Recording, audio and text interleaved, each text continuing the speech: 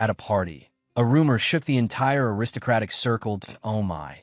I heard Lady Julia Primrose has returned, the young ladies whispered amongst themselves. They say her business has become incredibly successful. Is there anyone in high society who hasn't heard of it by now? At that moment, Julia, dressed in an extremely elegant outfit, gracefully entered, drawing all eyes to her. The men also began to murmur. One curiously asked, "A young lady abandon her family and build a career on her own?"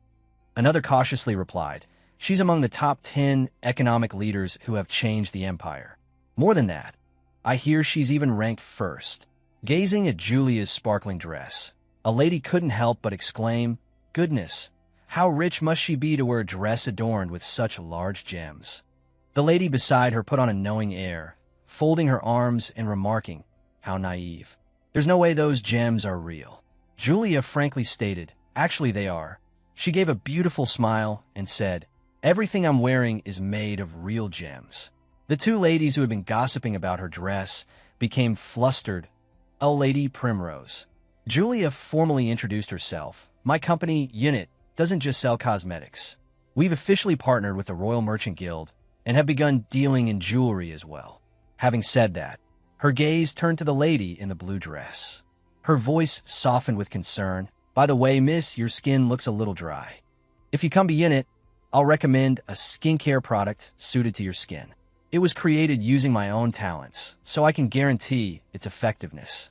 Surprise mixed with apprehension appeared on the face of the lady in the blue dress. She stammered, "Oh, really? Thank you, Lady Primrose.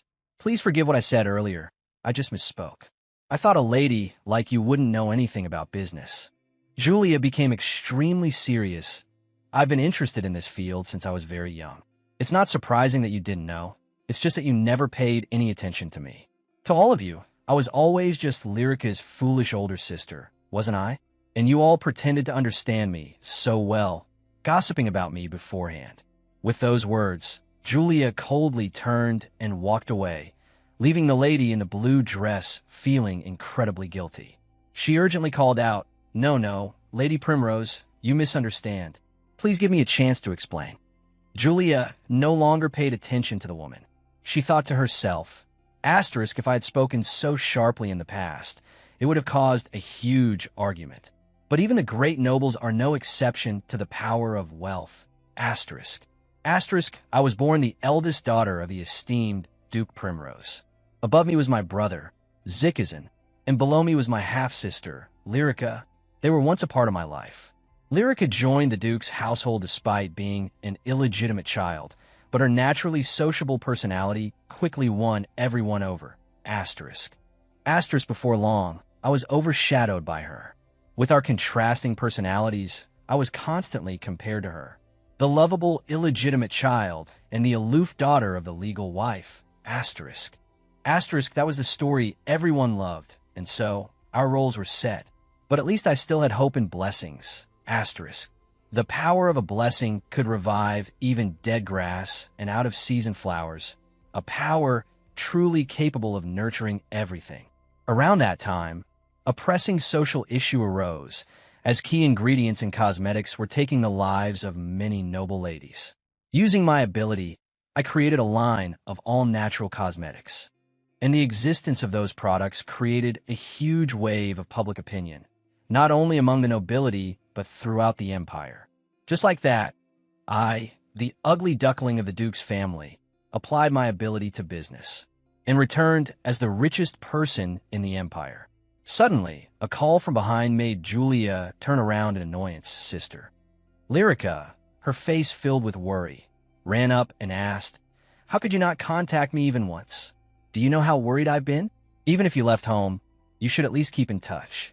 Julia replied coldly, "It's been a while, Lyrica." Lyrica's eyes suddenly fell on the jewels adorning Julia's dress. She hesitantly wondered, "But, sister, do you like jewels? You sold the necklace father gave you, so I thought you weren't interested in such things." Faced with Lyrica's thinly veiled reproach disguised as concern, Julia no longer had the energy to react. She simply replied calmly, "Actually, I just didn't want to wear anything given to me by Duke Primrose." Suddenly, Lyrica became distraught. "Oh, my sister, Did you just say Duke Primrose? How could you call father that? Even if he scolded you, isn't this too much? Thanks to her slightly raised voice, Lyrica successfully attracted the attention of everyone in the banquet hall. Next, Lyrica's eyes welled up with tears.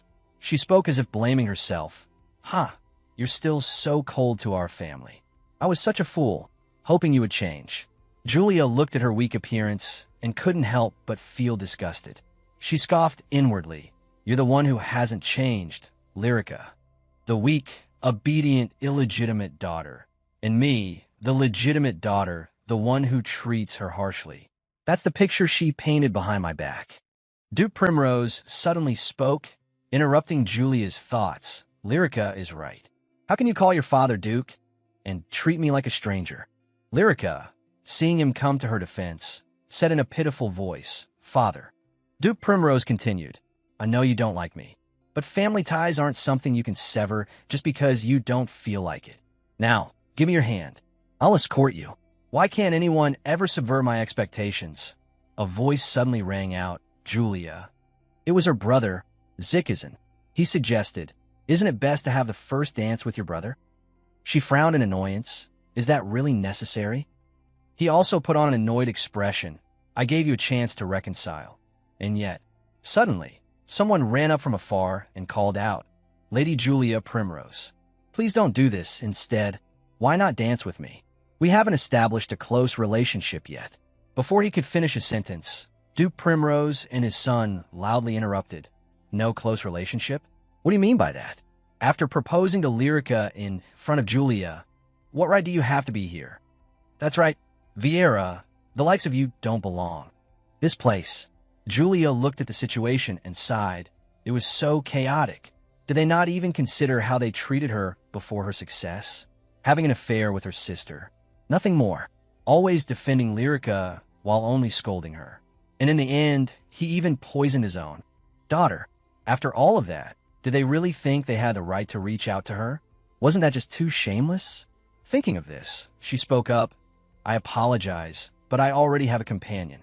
Zikizan was surprised. What? Julia? While the three of them were talking, someone approached and called out, Julia, I'm sorry I'm a little late. She replied, It's all right. You were late because of the work I asked you to do. Seeing the person before him, Duke Primrose was startled. No, that person is...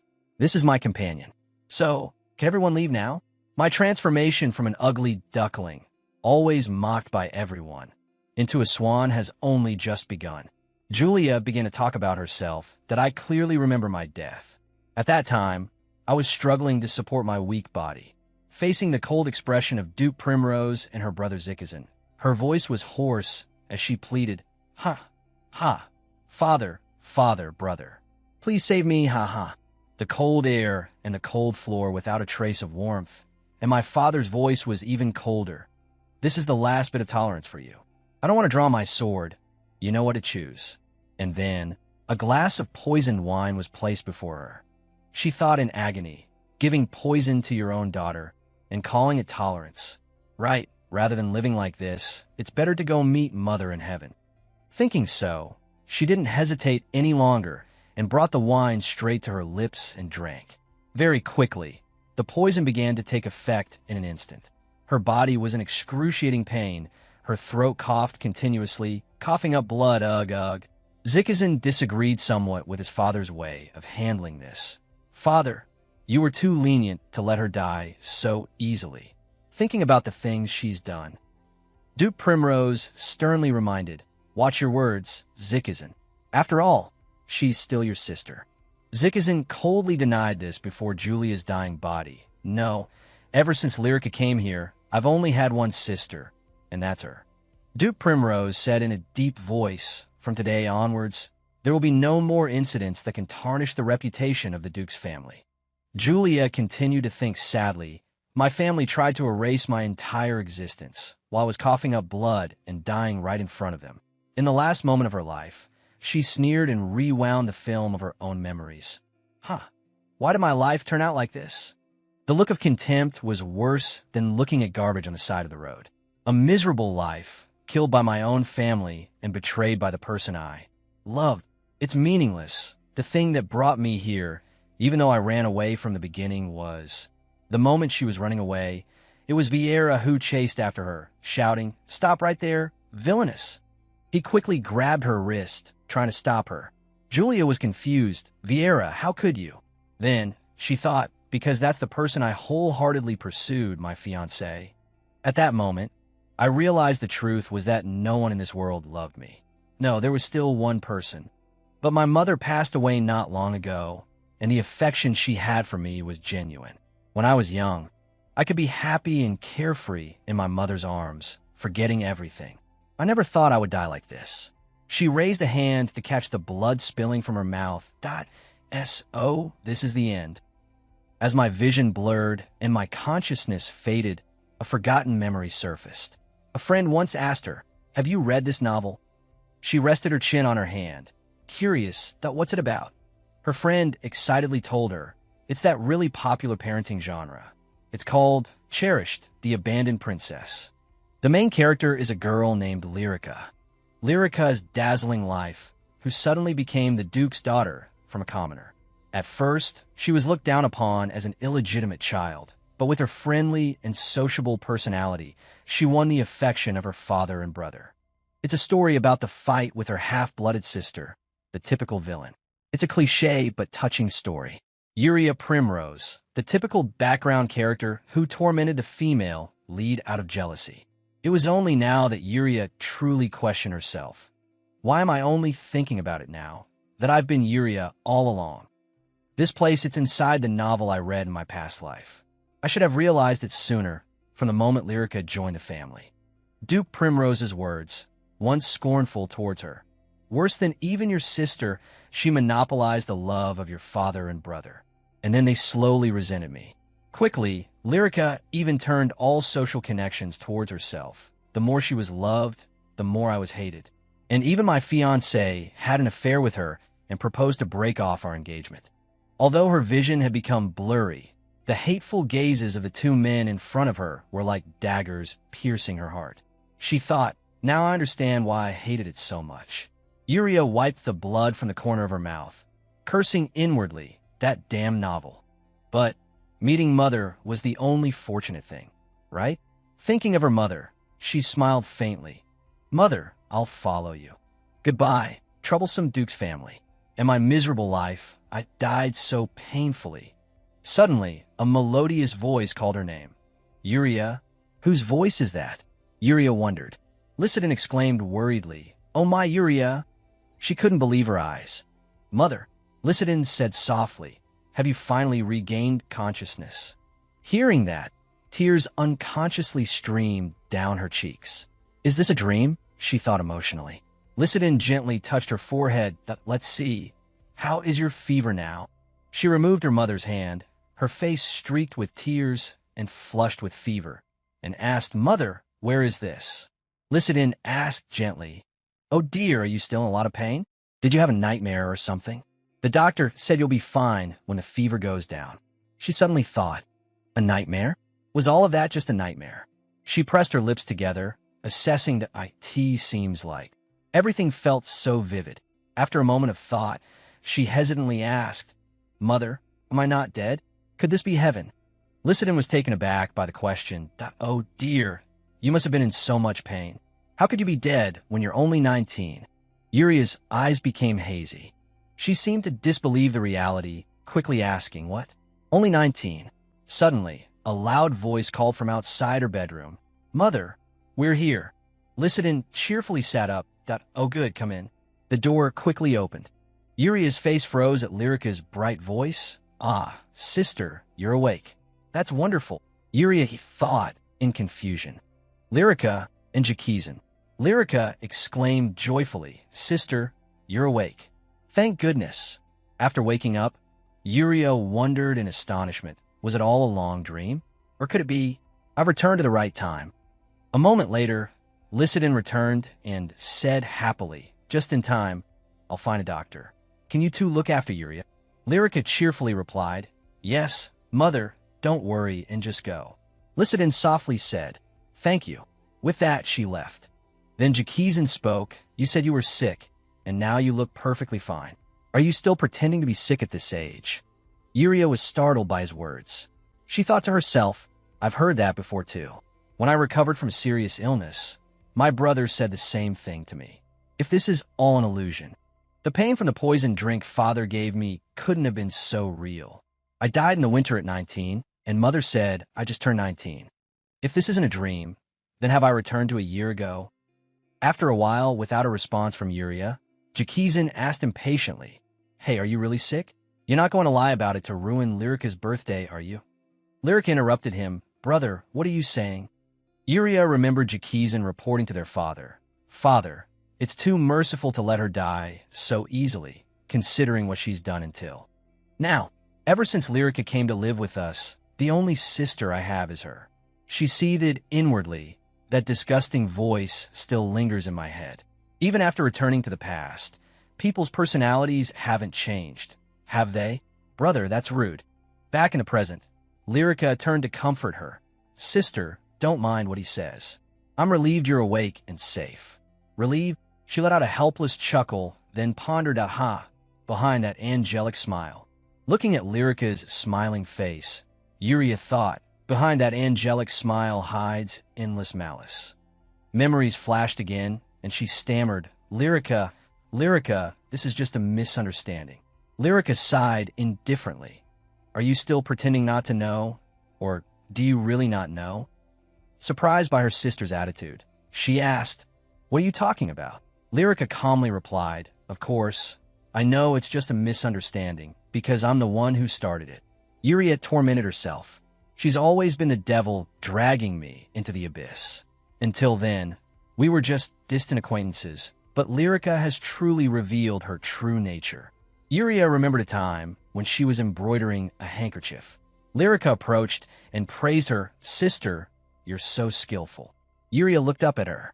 Lyrica, with an innocent expression, said, If you don't mind, could you help me with something? There's something I need to finish, but I don't think I can do it alone. Yuria regretted her past actions. If only I had realized then that those were the whispers of the devil. A few hours later, the handkerchief was torn to shreds. Duke Primrose angrily shouted at her, Yuria, how dare you do such a thing? Tearing apart the only memento Lyrica's mother left behind. We've overlooked your constant mistreatment of Lyrica, but this. Yuria, unjustly slapped, pathetically retorted to defend herself. No, Father, I've never mistreated Lyrica, nor did I tear her handkerchief. He couldn't control his temper and yelled, So you're saying Lyrica tore her own mother's handkerchief? And a servant saw you holding it. Yuria fearfully stammered, I was only going to embroider it because she asked me to. There must be some misunderstanding. Lyrica, tell them, why did you lie? Lyrica calmly replied, Yes, I asked her to embroider it, but I didn't expect her to tear it. Faced with Lyrica's masterful performance, Yuria could only utter two words, Liar. The servants in the house were all suspicious. Miss Lyrica, really? Even if you hate her, tearing up your deceased mother's memento. Yuria looked around blankly and wondered, but why? Why is everyone siding with Lyrica? From that day on, Lyrica became increasingly cunning, setting traps for me. She stole everything I had and orchestrated my downfall, making me into a villain so that all the animosity was directed at me. Suddenly, Lyrica's voice brought her back to reality. Sister, you're unusually quiet today. Could it be that you haven't recovered from your fever yet? Jakizan said in a bored tone. See? I told you. Yuria is just pretending. She just wants to ruin the mood by ignoring your birthday. Lyrica pretended to be cheerful and spoke up for her. Oh, brother, that's not it. She'll come and even make the party more special. At this moment, Yuria interrupted her, of course. How could I miss Lyrica's birthday when I'm looking forward to it so much? It's too harsh to treat me like a party pooper. Happy birthday, dear sister. I'm sure it will be a very memorable day. She thought to herself, Lyrica's birthday was certainly memorable for me before I was reborn too. Yuria glanced at her outfit. Then she thought helplessly, because Lyrica sent me the wrong dress color, I was humiliated and insulted for wearing that dress. I won't let Lyrica get the better of me again, and I will take revenge on all those who ruined my life. Starting with Lyrica, my father, and my brother who gave me the poison drink. Yuria remembered when she cheerfully flirted with her man, Marcel. I brought you flowers." She glared at the man she had once madly chased after, only for him to betray her with Lyrica and even contribute to her death. Marcel Vieira, the young nobleman. "This time, I will escape from them, save my mother, and live happily ever after. If this is the second chance I've been given, I will throw away that worthless trash I shouldn't have relied on, and live the life I desire." And the first step had to be the name of the man who abandoned her in her misery. Julia silently resolved, "Because I've been given a second chance, I will never repeat the foolish mistakes of my past life." The first thing that started my tragedy was outside the palace hallway. Julia, inside the room, called out, "Come in, Vieira." Marcel didn't hesitate any longer. He immediately entered. Meanwhile, Julia thought, meeting my fiancé after his affair with my sister, the one who pushed me into the abyss. He came in and exclaimed, "Julia, I heard you were ill. Are you feeling better now?" Julia turned to look at him and said to herself, "Although he's being polite in his tone and expression, I don't see any genuine concern at all. If it were the old me, I would think, although blunt, his character is good because he came to visit me out of concern. He just wants to see Lyrica more, regardless of the reason. Actually, I vaguely sensed it, but I deliberately pretended not to know anything. In my past life, that handkerchief was embroidered with the emblem of the Duke Primrose's house, not the Count Vieira's. Exchanging handkerchiefs is usually an act of lovers, but it wasn't something I gave him," he said. Julia recalled the time she sincerely bowed her head and offered him a handkerchief. "Marcel, this is the handkerchief I embroidered myself. I wanted to give it to you as an engagement gift." He had hesitantly uttered, "I appreciate your feelings, but we're not married yet, so this is a bit much for me." Julia froze in embarrassment. "Oh, I'm sorry for making you uncomfortable." She always dwelled on that. He had bluntly rejected her handkerchief. Marcel, seeing her silence, spoke irritably. "You must have been in a lot of pain. You're a bit quiet today." She politely replied, "Yes, I'm fine now." Julia told herself, "Right, the current me definitely looks awkward. The version of me who used to smile foolishly and not know what to do is gone now." Then she decided to start a conversation with him. "Marcel, actually, I know you love Lyrica." He flinched and stammered. What do you mean? I think there's a misunderstanding here." Marcel thought to himself, "Right, I think I should apologize first. I can't hide it perfectly anyway." She saw his expression and understood what he was thinking. Julia then said, No need to apologize. Even so, I'm not that stupid." Marcel angrily clenched his hand into a fist. "Julia, if you're going to be angry, just take it out on me directly. If you touch Lyrica, Julia turned away in disgust, thinking, such a century-long love, truly. No matter how angry you get, I'm not afraid anymore. I've experienced death, so were threats like this?" After a moment, Julia controlled her emotions, turned back, and smiled at him. "Don't misunderstand. I just want to say that I support your love." For her, Marcel asked fearfully, "What are you planning this time?" Julia turned towards the window and calmly said, "Actually, I've been bedridden with illness for a long time this time." He raised a hand to his chin and agreed. "Right, I've heard about that. My visit was postponed because I was a little busy," she added. "So, after struggling between life and death, I started to think, have I been living too much for myself all this time?" Marcel awkwardly exclaimed, "Julia." She cut him off before he could finish. "Thank you for putting up with my childish behavior all this time. Changing marriage partners is a normal thing. But the problem is, my father probably won't accept it. I have a way. Would you like to hear it?" Julia thought triumphantly, "Just you wait. I'll throw your life into the abyss." Night had already fallen. Cars lined up, carrying people to the party. Murmurs rippled through the crowd.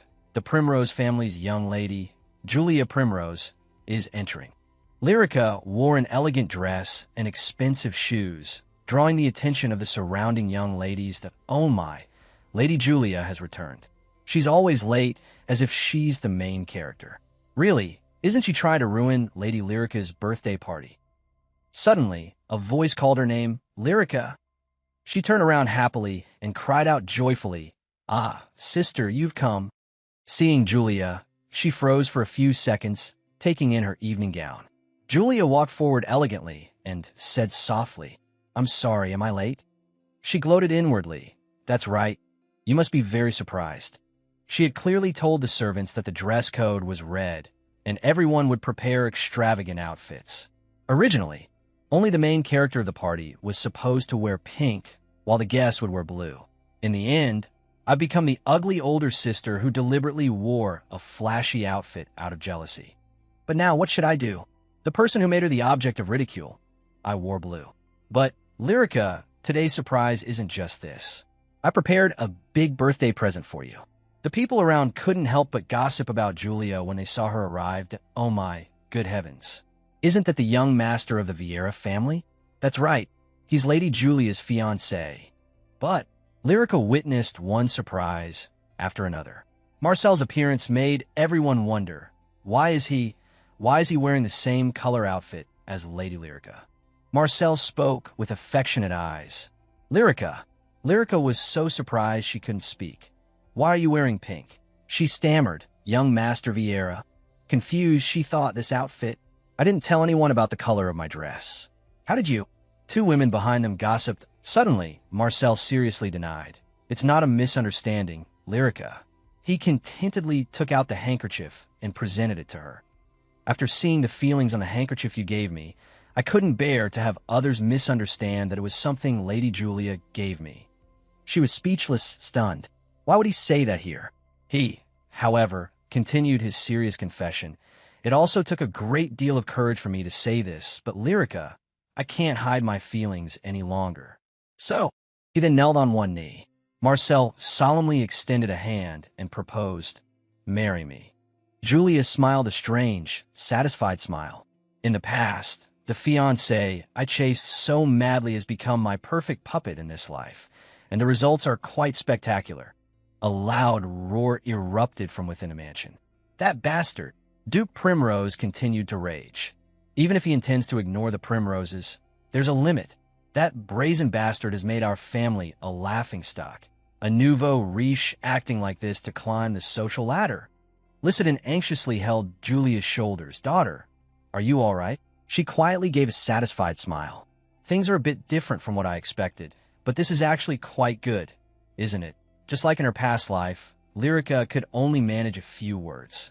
Asterisk back to the conversation with Marcel a day earlier. She had said asterisk. As you know, the Duke is very concerned about what others think of him. Right? Asterisk. So, if people start saying, yes, they look very good together, he'll find it hard to refuse an established relationship. This is your last chance to have Lyrica. Asterisk. Maxwell had immediately panicked. Asterisk. Last chance? Right. If I get married this time, I won't be able to see Lyrica again. How can this woman be more important than Lyrica? I'll try to become Lyrica's man, even just once. Asterisk. And so, at the party, he held out a handkerchief towards Lyrica and proposed, "Please, marry me." She stammered in reply, "Marry." Julia thought to herself, Lyrica told me that was the color dress she would wear, but I didn't expect him to cause such a commotion. And because of this, Lyrica became the subject of gossip. The crowd immediately began murmuring, "What's going on?" Of all places, this kind of thing happens at the Duke Primrose's residence. Julia continued to think, I've finally tarnished the Primrose family's honor, making Father furious.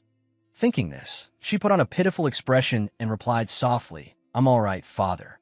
Lyrica's love is what matters. I'll step aside." Inwardly, she thought, well, time for my performance. Duke Primrose slammed his hand on the armrest and roared, "Whose love matters is irrelevant. In my entire life, no one has ever humiliated." With tears welling in her eyes, Julia said resentfully, "I'm sorry, Father. I brought shame to the family because of my shortcomings." Lycidon immediately panicked and tried to comfort her. "Oh dear, Julia, don't say that." She continued to speak sadly in the face of his anger. "I just hope Lyrica and Maxwell will both be happy." She choked back a sob, accepting the blame. "The reason his feelings changed is because I wasn't good enough," she sobbed. Suddenly, there was a knock at the door. Zikizin and Lyrica entered the room and spoke up. "Father, we're here." Duke Primrose roared angrily. "Why are you only appearing now after I summoned you? How long will this take? Zikizan gravely explained. It's true that the Duke's reputation has been tarnished. I apologize, father, but please listen. Lyrica is also very distraught about all of this. It's true she gave him the handkerchief, but she said there's nothing between them, so Julia's engagement should be maintained. Julia thoughtfully glanced at the two of them, calculating. Asterisk, this is so typical of Lyrica, always making others speak for her and do things she can't do herself. So from now on, asterisk. Her train of thought was abruptly cut short by Duke Primrose slapping his thigh. He roared angrily, Zikizan, have you lost your mind? Zikizan, bewildered, immediately asked, What do you mean, father? Duke Primrose stood up abruptly in exasperation. After all this humiliation, you're saying you still want to maintain the engagement? It should be annulled immediately. Just a minor noble dares to say such an absurd thing. Zikizan hesitantly started to explain. Father, what I meant was, Lyrica burst into tears, sobbing. He turned sharply to question her. First, Lyrica, why did you give your sister's fiancé a handkerchief and cause all this trouble? He angrily pressed. At least say something. Julia pondered thoughtfully. Now, Lyrica, how are you going to handle this? She hesitantly stepped forward. Father, Lyrica nervously wrung her hands as she tried to explain. The reason is because my sister isn't good at embroidery, so he asked me to. I swear I didn't have any ulterior motives. She raised a hand to wipe away the tears falling down her face. I don't know why young Master Vera misunderstood, but I'm truly sorry for causing this chaos. Julia, upon hearing this, thought in surprise, Oh, so now you're making up that story? Duke Primrose wearily rubbed his forehead, scolding. Even if you were asked to do such a thing, how could someone as intelligent as you do something so foolish? Lyrica quickly explained, I'm truly sorry, father. After all, no matter how well I'm raised in the Duke's household, does it really make a difference compared to my origins? Julia sighed in exasperation at this. There it is again, her trump card. Zikizan hastily reassured her, You don't have to be like this. It's Vera's fault. Julia calculated inwardly. Father, well then, I think it's time for my counterattack. Lycidin suddenly spoke up. That's right, Lyrica. You don't have to say such things. You are already a member of the Primrose family, and your origins don't matter. Julia was startled to hear her mother speak. Mother. Lyrica turned her head, filled with gratitude. Thank you, mother. Lycidin continued. But how did the two of you end up wearing dresses of the same color? That's what needs explaining. Julia was surprised. Asterisk, I was just about to point that out, too. Moreover, this is the first time I've seen Mother speak so decisively. Asterisk, Lyrica stammered immediately. Yes, about that. I mean, she awkwardly explained, I don't know. Maybe it was just a coincidence. Lycidin questioned her again, but all the guests were wearing blue.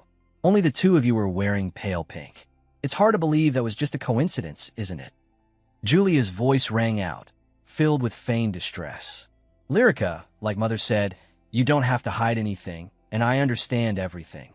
Inwardly, she smiled to herself. Lyrica, how does it feel to experience what you've always put others through? Lyrica frantically defended herself. Sister, I really don't know anything about this. Zikizan angrily clenched his fists. He roared, Stop it. The one who's hurting the most right now is Lyrica. Maybe we don't understand everything yet, so please stop siding with Julia just because she's his biological daughter. Lycidin looked stunned. She stammered, What are you saying? How can you say such a thing? Julia, hearing this, thought with disdain, Asterisk, he can't say anything when father scolds Lyrica directly, but he mocks mother? Is this how he views the woman who raised Lyrica, the one father brought in from outside, as if there's no discrimination? Asterisk. She suddenly turned to Duke Primrose. Father, I think it's pointless if it's just us talking like this, so how about we call young Master Vera here? What do you think? Duke Primrose pondered silently for a moment, then spoke, surprising both Zikizan and Lyrica. D.O., as Julia says. Zikizan, looking displeased, said loudly, But father, Lyrica's current state. The Duke slammed his hand on the table and growled, Get a grip. This isn't something we can discuss while considering Lyrica's situation. How can the heir to the dukedom be so foolish? Lyrica, frightened, called out, Brother. Duke Primrose held his head, his frustration evident and oh, more talk. I'll bring that man here and hold him accountable for this. A moment later, Maxwell was summoned. He bowed and said, I sincerely apologize for causing such a commotion. I know I'm only the son of an earl. I'm not worthy of your attention, but my feelings for Lady Lyrica are sincere. Please give us your blessing. Hearing him, Lyrica was taken aback, then thought worriedly, what the hell is this mad man saying now? She abruptly turned away. Father, this is just Lord Vera's one-sided claim. Maxwell called out to her awkwardly. Lyrica, still not looking at him, said, if I cause you any misunderstanding, I apologize. But I was only kind to Lord Vera because he's my sister's fiancé. She addressed the Duke. I truly don't have any feelings for Lord Vera. Her words struck Maxwell like a bolt of lightning, leaving him utterly bewildered. This is absurd. Julia carefully observed Lyrica and thought, asterisk as expected, she quickly cut off the connection. This is the first time I've seen Lyrica so flustered. Humph, she only knows how to cause trouble for others, but she's never been in a position where she's the one trapped. Asterisk. Suddenly, Maxwell asked Lyrica, then what about the handkerchief? You know very well what it meant. She replied with difficulty. That's because Lord Vera asked me to make 3 handkerchiefs, because he said my sister's embroidery skills weren't very good. He continued, but when you gave me the handkerchief, I clearly remember what you said to me. You said you loved me, but because of Julia, we couldn't be together. You looked so heartbroken, but you said you would always cherish your feelings for me. Maxwell shouted, you said that. Zikazan, hearing this, asked, what the hell? Lyrica, what does this mean? While she bowed her head, wondering, asterisk, what should I do? What should I do? Asterisk. A few seconds. Lyrica started to speak sweetly to him, why, Lord, he's just upset right now. So he made it up. It's all a lie. Father, I never said that. Please believe me. Julia observed the situation, thinking to herself, I've only just cast the bait, and it's already caused this much commotion. Marcel continued to press the issue. Lyrica, are you worried about Julia? Don't worry. Julia has already given us her blessing. He cupped his face in his hands. Hidden beneath, that was his own questioning of his words. Julia? Lord Vieira, what do you mean by mentioning Julia? Lycidon spoke sternly. Regardless of what happened between Lyrica and you, shouldn't you apologize to Julia first? Instead of apologizing, you're using Julia to deceive. How unconscionable. Marcel immediately defended himself. Duchess, this is just a misunderstanding. I'm not using Lady Julia. Before he could finish, Duke Primrose spoke. Enough. Dare to say another word. You not only slandered Lyrica with false accusations, but now you're lying about Julia too. Lyrica approached Marcel. Lord Vieira, this behavior is truly insulting to both my sister and me. He thought in a panic, this isn't right. Everyone has completely misunderstood. Lyrica clearly said she loved me. Yes, kind Lyrica wouldn't lie about this. So, Marcel then turned to Julia and asked, Julia Primrose, it's you, isn't it? He questioned, are you threatening Lyrica? She calmly replied, threatening her? Why would you say that? Inwardly, she thought, he's just digging himself a deeper grave. He grew more agitated, raising his voice, if not, then why did Lyrica reject me? You pretended to give us your blessing, but were you secretly plotting something behind the scenes? In his eyes, she was always a cold person. He shouted, you've always been a cruel woman. Julia thought, always been a cruel woman. Duke Primrose suddenly roared, I can't listen to any more of this. There's no way I'll let someone like you marry Julia, or Lyrica. Marcel listened in horror as the Duke declared, I will annul the engagement and formally protest to the Earl's house. Jakizan thought, what a pathetic fool. The Duke ordered, were you still standing there for? Throw this bastard out of here immediately. In the bedroom, Lycidon spoke softly to Julia. I never thought Vieira was that kind of person, not only causing chaos, but insulting you like that as well. She wept softly and hugged her. I'm sorry for arranging your marriage with such a man, Julia. Julia gently reassured her. I didn't know he was like that either, but I'm all right. After all, I was the one who insisted on the engagement in the first place. Remembering her tragic and painful scene from her past life, she thought, right? I had no idea. He not only loved Lyrica, he was also so despicable and cruel, willing to drag me back to my father after I tried to run away. She smiled brightly, hugging Lycidon. Well, at least I've learned about people's hearts in this life. Lycidon comforted and reassured her, I'll handle the annulment procedures for you. I'll talk to your father to arrange it, but don't worry. Juria gently took her hand. Mother, I have something to tell you too. Juria thought to herself, Mother, soon, you'll pass away, but I can't bring myself to say it. Instead, I'll express my deepest affection. Mother, Juria said sadly, I'll take care of everything from now on. Please, just focus on yourself. You don't need to worry about the family matters anymore. Your health isn't good, and I'm worried that something bad will happen if you continue to stress over these things. Lycidon gently stroked Juria's face and said softly, I must have worried you a lot. The truth is, I was very worried today.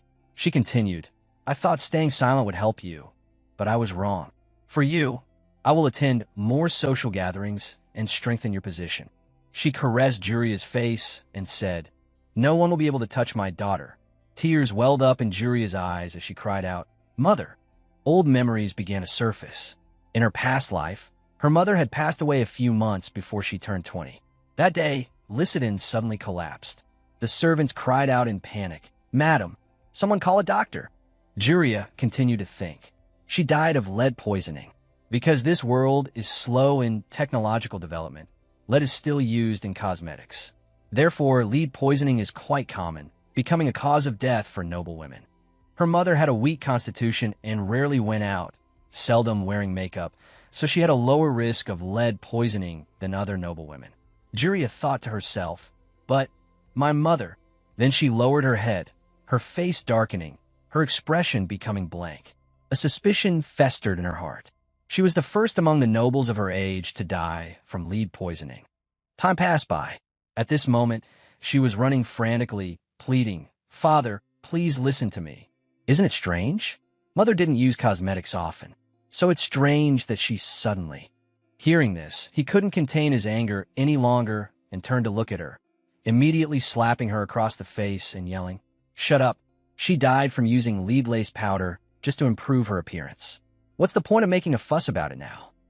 Primrose paused to wipe his hand, as if Juria's skin were contaminated with lead, then continued, Anyway, both mother and daughter are... He then abruptly left, leaving Juria standing there alone, grappling with her emotional and physical wounds. Before being reborn, and even now, Mother was the only one who tried to protect me, and the only one who can protect her now is me. I definitely won't lose her in this life, and I will do everything for both our happiness. Since that incident, Lyrica hasn't appeared in front of me again. Zikazin also seems to be frightened and no longer provokes me senselessly like before.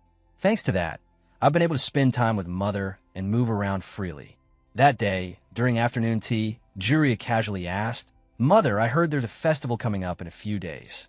Can we go together? Hearing this, Lycidon smiled gently and said, Of course. Let's go together. Juria asked excitedly, Really? After saying that, her eyes suddenly became melancholic, but the more happiness continued, the more worried she became because her mother's death was not far off. If Mother's death was someone's plot, the culprit is highly likely Lyrica. She thought, but suspicion alone isn't enough. I'll be seen as strange again if I don't have the reason.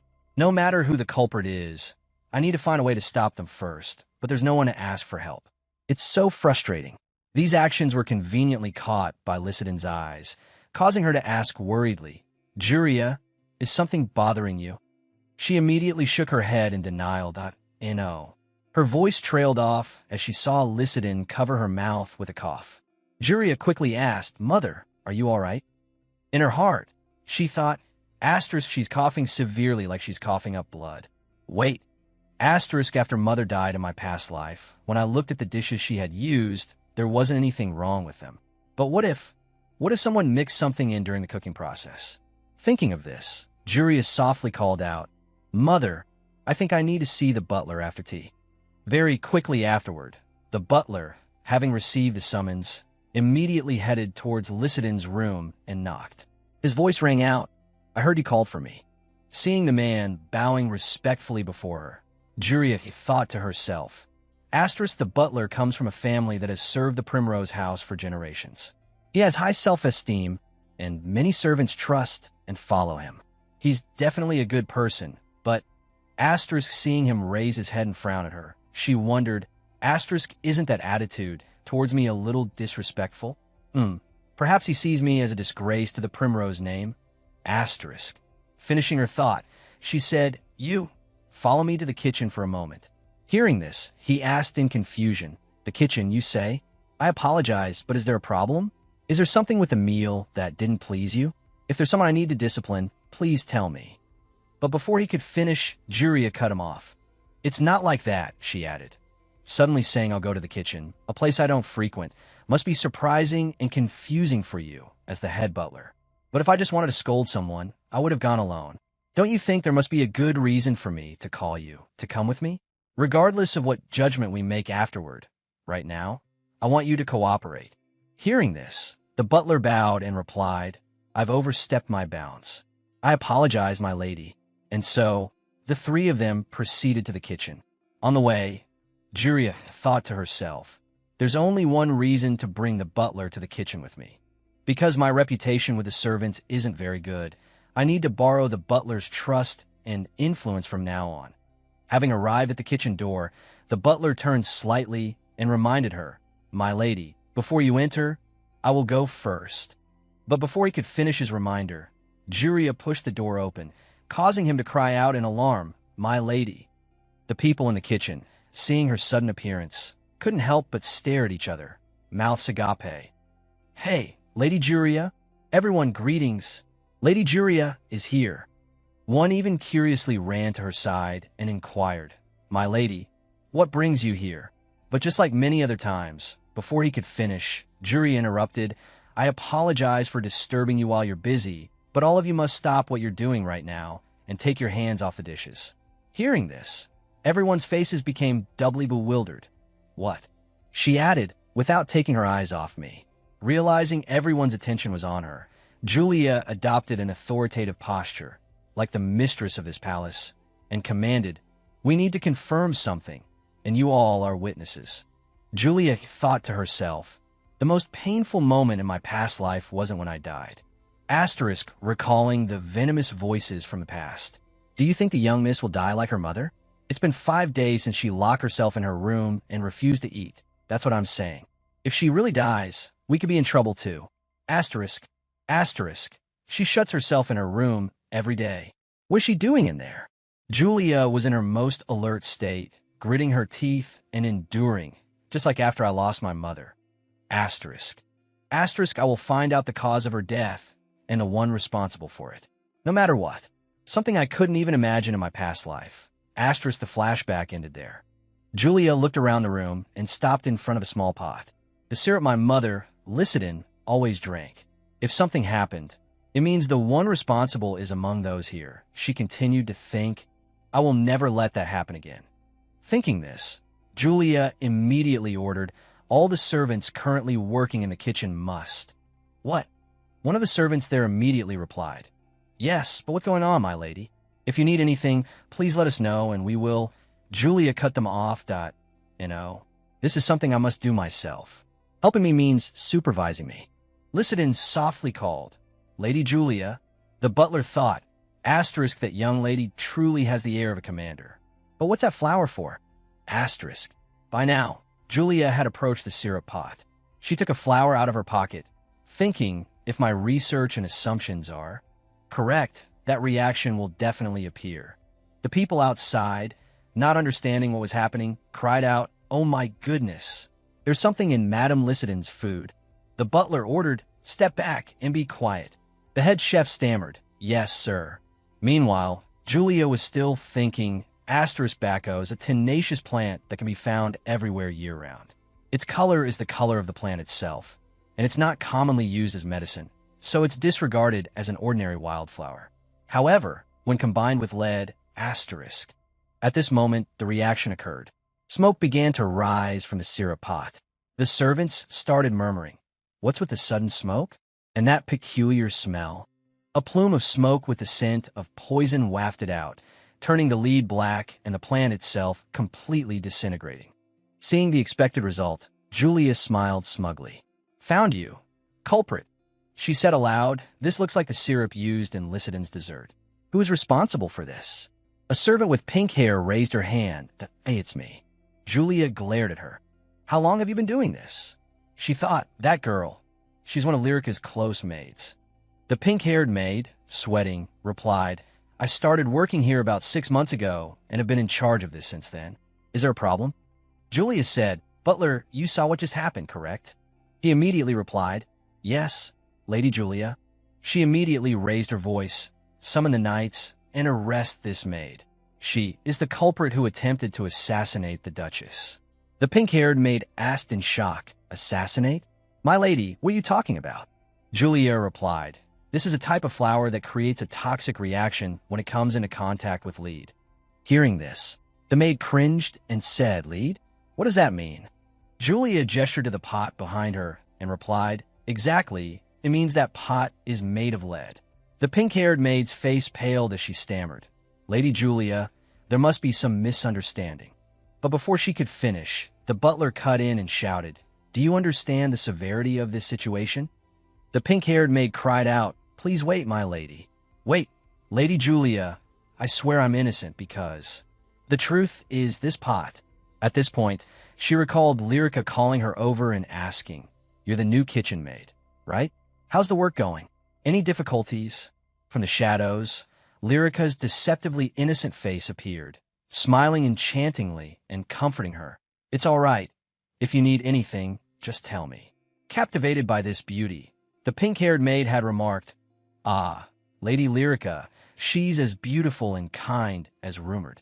But before she could finish, Lyrica cut in, "Since we're close in age, I take a special interest in you. You're in charge of the dessert, aren't you? Is there anything inconvenient for you?" The pink-haired maid shyly said, It's actually a bit inconvenient to use such a large and thick pot for something small like syrup. But I'm new here, so I'm not sure if I should complain about the cookware." Lyrica immediately dismissed her concern. "It's all right. Actually, I noticed it when I watched you working." She picked up the smaller pot beside it. "Here, use this from now on. It's much smaller, isn't it?" The naive pink-haired maid said, "Thank you so much, Lady Lyrica." In her heart, she thought, "I can't believe she cares so much about a new maid like me." Lyrica gave a warm smile and replied, "You're welcome. I just want to make your work a little easier." Hearing the whole story, Julia thought to herself, "How could she be so kind? My mother loved this dessert and ate it every day. The meal menu could change, but the dessert remained the same. That must have made her much more susceptible to lead poisoning than just eating regular meals." Her face darkened. "Yes, oh, it was my sister who killed her." She then said, "Bring Lyrica here." Receiving the order from her, the butler immediately signaled to a servant, "Didn't you hear, Lady Julia? Hurry up." The head chef responded in a panic, "Yes, right away." Julia thought to herself, but Lyrica is no ordinary opponent. As she thought after being called, Lyrica said, "Indeed. I was the one who gave her the pot. I felt sorry for her, seeing her work so hard all day." Hearing those words, the pink-haired maid said emotionally, "Lady Lyrica." But the butler persisted, "If you don't mind, miss, could you tell us where you bought that pot?" Lyrica feigned ignorance, replying, "Ahem, it was from a street I used to visit often as a child. I went back there recently and bought it. The seller said it was beautiful and durable, but I had no idea it was made of lead." The butler, annoyed, asked directly, "Which street was that? Do you remember what the seller looked like?" Lyrica continued her charade, I don't quite remember." The other servants scoffed amongst themselves. "You're saying you bought a pot from a street you can't even remember and gave it directly to a maid?" "Yes, and to the maid in charge of preparing the madam's dessert, no less." Lyrica hastily asked, "Don't you think there's something strange about this? But you know, this dessert was eaten by me, my mother, and even my sister. If I knew it was dangerous, I would never have eaten it myself." She then put on a pitiful expression, "Oh, I've been wronged." Julia thought to herself, "Devious, tried to evade the truth again. I clearly remember her." At the dining table, Lyrica had feigned weakness, telling everyone, "I'm not feeling well, so I'll stop eating dessert from now on." Then she lowered her head, wiping her mouth with a handkerchief. Julia had asked worriedly, "Should we call a doctor?" Remembering this, Julia continued her thought process. She's been avoiding desserts for 6 months now. Before, she was crazy about anything sweet. She deliberately meant to poison Mother and me. Mother, being older, has been most affected by it. But if I continued eating it, I know for sure what would happen to me. Having reached this conclusion, Julia stated firmly, "I don't know where that pot came from. But using unverified cookware is a mistake. Do you admit to that?" Lyrica's eyes darted to the person beside her, her voice stammering, Julia knew her too well. She thought, someone has to take responsibility for this, and usually the one who takes the fall is. The maid gave a strained smile, trying to plead for help. "Lady Lyrica, you clearly intended for it to be used for cooking." Julia chuckled inwardly. How naive of you to trust someone like her. Just as she thought, Lyrica coldly said to the maid, "Are you out of your mind? When did I ever say to use it to make dessert for Mother? I clearly said it was for decoration. You're not going to tell me I'm lying, are you?" Julia felt a pang of pity. Such a wretched and pitiful creature. She'll discard even those closest to her without hesitation. Looking at the maid, she continued her thought, in my past life, there was nothing she wouldn't do for Lyrica. At this moment, the maid was stunned by Lyrica's cruel words. She called out in disbelief, "Be but my lady." Around them, whispers erupted. What happened? "I see." Meanwhile, Julia thought, "Fortunately, Lyrica is worse than I thought. I think I can get my revenge on her. Much easier now." Finally, the incident came to a close. As she was being escorted out, the maid still held onto the hope that Lyrica would save her. She turned back and cried out, "My lady." Julia continued to think, blaming the maid for using improper cookware. She's punished, and the matter concludes. The punishment could be very severe. Finally, the maid confessed all her sins. "I was wrong, Lady Lyrica." Immediately afterward, a series of murmurs rippled through the room that, oh my, a lead pot? It could have killed Madame Lycidon. Julia rushed forward to support her shocked and dazed mother. "Oh, Mother!" The butler also called out worriedly, "Madam."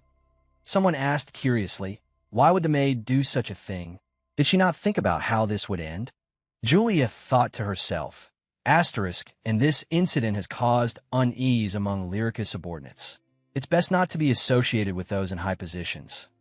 Meanwhile, Lyrica was holding her forehead in anger, her eyes wide. How did she know? How did that woman, Julia, find out? Suddenly, a suspicion arose in her mind. Wait, could it be that one of my subordinates has joined Julia's side? Julia thought, moreover, Lyrica has started to lose trust in her own people. At that moment, Julia was having tea with her mother. Madame Lycidon suddenly said, "Thank you, Julia. Thanks to you, I survived." Julia worriedly speculated. The shock must have taken a toll on her. She's become much thinner these past few days. She reminded her mother, "Mother, it's still too early to be relieved. We don't know how much lead has accumulated in your body from the desserts until now." Julia looked at the teacup on the table and continued, "You should avoid using all products containing lead from now on. It's probably best." She smiled and took out an item. "Actually, I prepared this for you." Madame Lycidon asked in surprise, "Prepared?"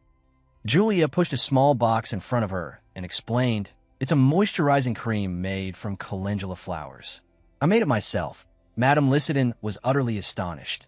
"Moisturizing cream made from flowers?" Julia smiled and said, "Yes, since you have dry skin, if you focus on moisturizing, you won't need to use powder anymore." Madame Lycidon was puzzled. "But don't these flowers only bloom in certain seasons?" Julia replied, "I had a little help, thanks to my ability."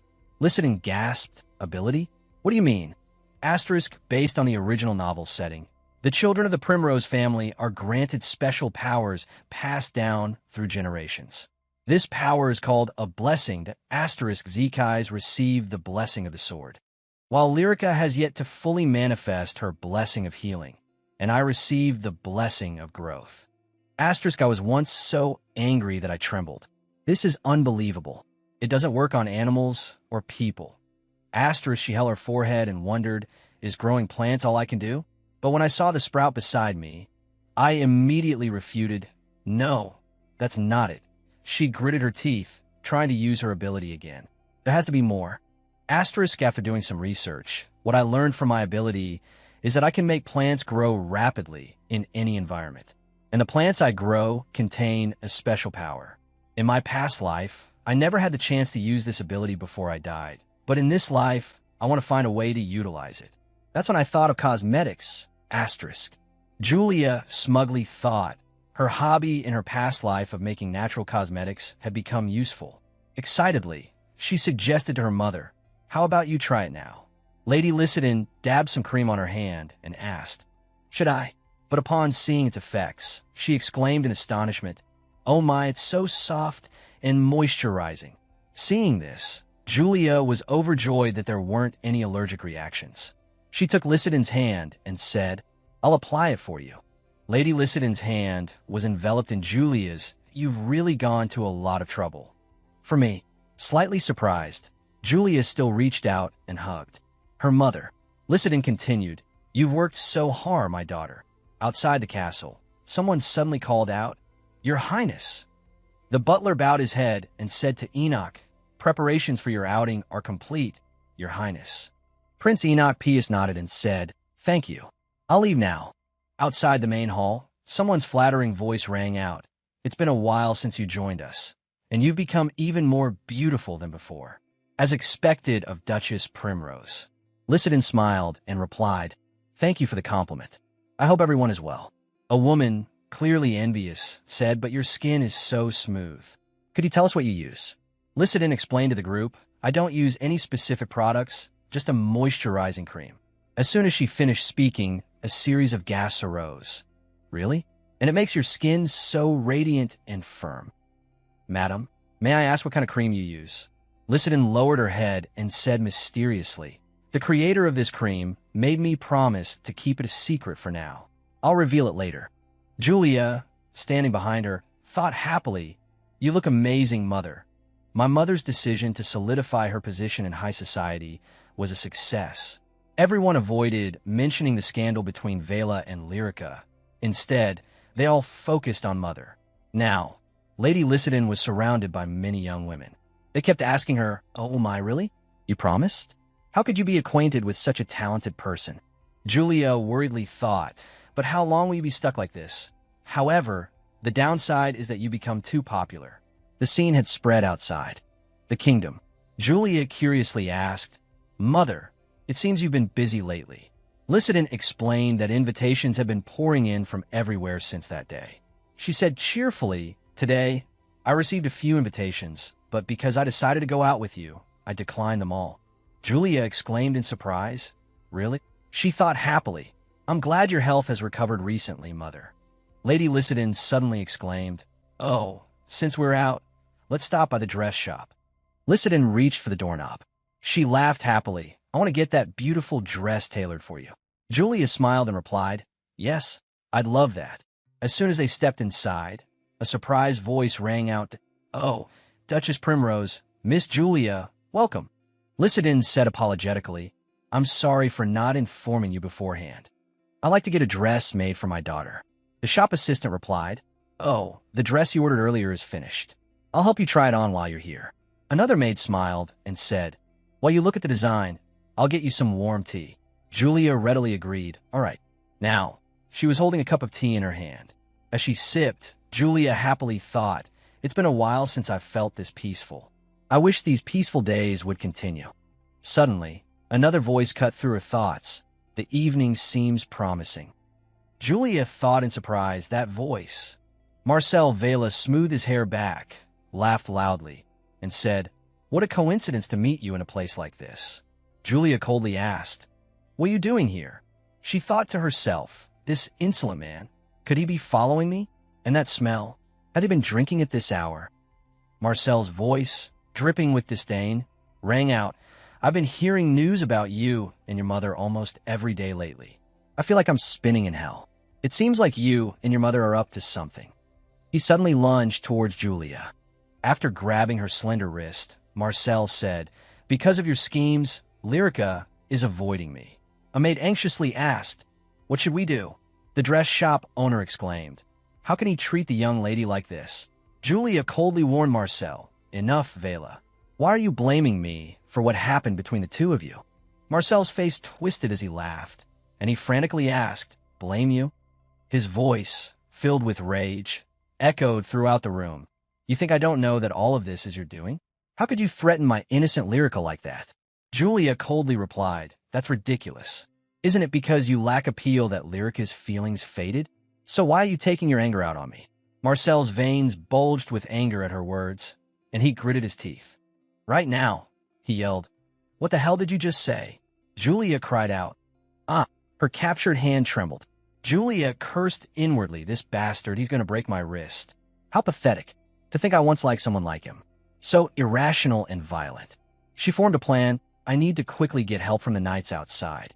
She said to the others in pain, What are you all standing around for? Quickly, call someone.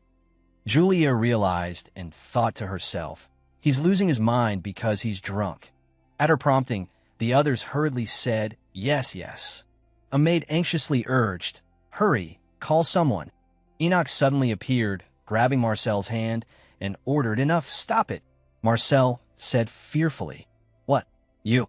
Enoch gave him a cold look that I don't want to get involved in personal matters, but I can't just stand by and watch. Julia looked at Enoch and said in surprise, Your Highness. Marcel gritted his teeth and addressed him, Crown Prince. Enoch coldly accused him, Vela, seeing you accuse someone else for your failed relationship, especially your former fiancée, Lady Julia Primrose. It seems you're not even fit to be a nobleman, let alone a knight. Julia's eyes widened in surprise. She wondered, why is the Crown Prince here? And once again, he's helping me. Actually, something similar happened before I was reborn. At a party, whispers filled the air. Did you see who Vieira is dancing with? She's been pursuing him for so long, but she still can't catch his eye. If it weren't for her being a duke's daughter, she wouldn't even be engaged. Honestly, if I were Vieira, I'd reject that eldest daughter. Pretty face, but quite the strange personality, right? Frankly, besides being the legitimate daughter, she is nothing to boast about. At that moment, Marcel was dancing merrily with Lyrica. Someone expressed their regret, saying, if it were Lady Lyrica instead of her, it would be much better. Julia thought to herself, although those are excessive and rude assessments, I can't argue with them, because even I think those are accurate statements. And even if I try to get an apology here, it won't be sincere, and in the end, I'll just be seen as the troublemaker who ruined the party because of my stubbornness. Leaving quietly is probably the wisest choice. Having thought this, she turned to leave. Suddenly, Enoch's voice rang out. But on second thought, Lord Vieira, inviting the sister of your fiancé to dance, don't you have a problem with that? Hearing those words, Julia turned around in surprise. Although she had no further interaction with the Crown Prince after that, those words were etched in her mind until the end of her previous life, before she was reborn. Inside the dress shop, Enoch's voice echoed. More than just slander, you assaulted a frail young woman. He looked at Marcel with contempt. I'm truly ashamed to share the same gender as you. Marcel, panicked, started to make excuses. No, Your Highness, there must be a misunderstanding. I was taken advantage of by this woman. Enoch, unable to stand his cowardice, questioned him. So you're saying Lady Julia Primrose threatened you in a chasing after her own sister? Marcel stammered fearfully, It's not like that. I was tricked. Suddenly, Enoch cut him off. You were tricked into not knowing you were having an affair with her own sister and still wanted to get engaged? Then he turned to Julia, who was standing dumbfounded beside them. Isn't that right, Lady Julia Primrose? Once again, Julia was reminiscing. That voice, calm but firm, just like when he was by her side. At this moment, Lycidon rushed over in a panic. Julia, are you all right? Oh my, your wrist. Seeing that everyone's attention was on Julia, Marcel stood to the side, uneasy. Lycidon turned to him and yelled, What have you done? Marcel, ashamed, decided to make a run for it. He turned to leave. Come to think of it, I have an appointment with the Earl this afternoon, but I forgot.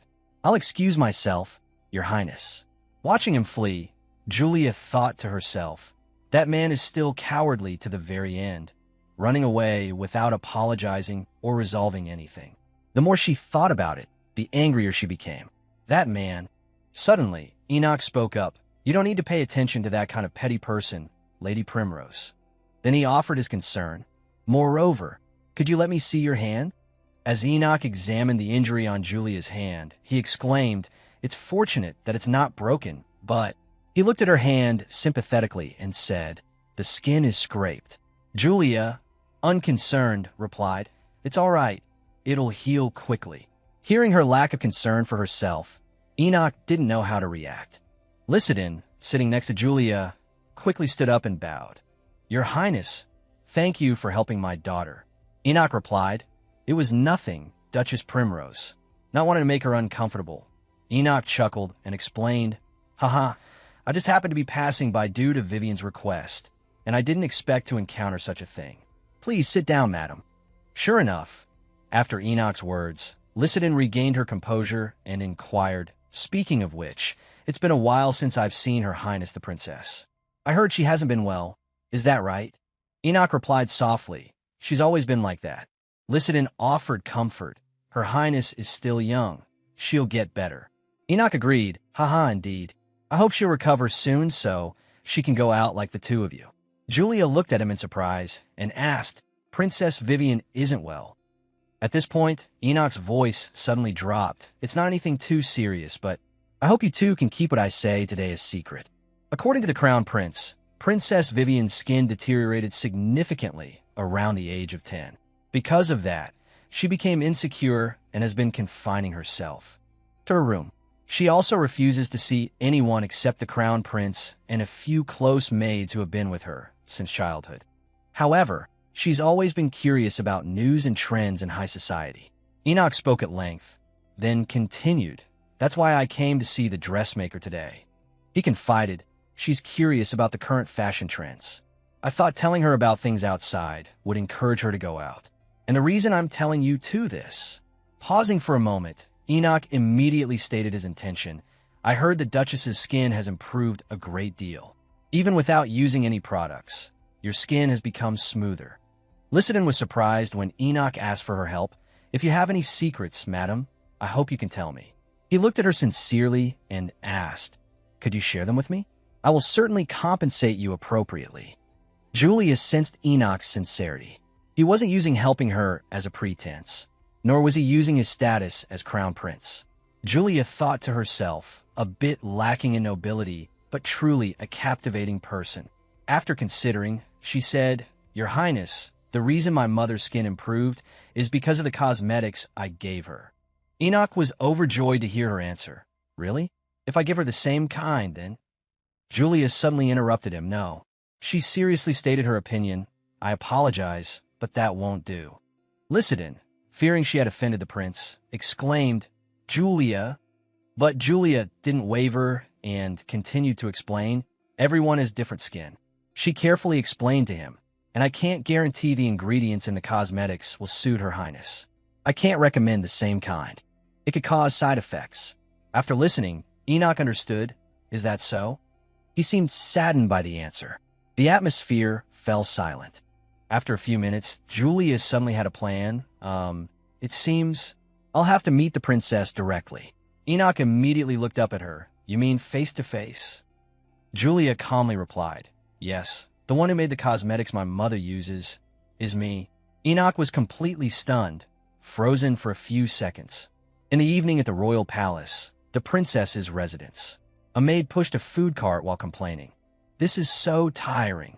They asked me to bring food all the way to the princess's palace. Bringing it here is one thing, but when do I have to clean up is another matter." The maid pushed the cart to a door and knocked. "Your Highness," she announced, "dinner is ready." After waiting a few minutes without hearing a reply, the maid worried, "Why isn't anyone answering? Should I go in? I heard the princess is very ill. If I go in, will I get infected?" The maid decided to call out again, "Your Highness." Suddenly, Dahlia appeared from behind and said, "Is this your first time here?" The maid quickly replied, Yes." Seeing that she was new and might not know the rules, Dahlia reminded her, "From now on, just leave the food there and knock. Her Highness doesn't like to be disturbed, so absolutely do not enter." After the maid left, Dahlia quietly knocked. "Your Highness, it's Dahlia." Dahlia added, "No one else, just me." As soon as she finished speaking, Vivian said, "Come in." A few days later, an invitation from the Crown Prince was sent to the Duke's residence. A voice rang out, "No, for Miss Julia? Did you mistake me for someone else?" The knight immediately corrected, "No, that's correct." He requested to invite Miss Julia Primrose. Julia sat in her room, looking out the window, and saw a royal carriage waiting below. She rested her chin in her hand and thought, "He's in a hurry." When she met the Crown Prince a few days prior, Julia remembered saying, "Yes, I make cosmetics for my mother." At that time, Enoch looked very surprised. "Really? Not that I doubt your abilities, but—" She replied, "Yes, I understand what you mean. It's hard to believe that an ordinary noble lady like me could do such a thing. Moreover, until now, there haven't been any cosmetics that guarantee effectiveness. If you go to the market now, you'll hear everyone say, mixing monster horn powder with milk is the way to take care of your skin. That makes the skin condition worse. It leads to a cycle of covering up blemishes with lead-containing products." Julia sincerely recounted, "Actually, my mother's health isn't good. So, I always hoped she wouldn't use cosmetics with such poor quality ingredients. So I researched how to grow plants and make cosmetics myself." After speaking her mind, she thought to herself, "I've been honest, but it doesn't matter if he doesn't believe me. I'll ask him to keep it a secret." But Enoch surprised her.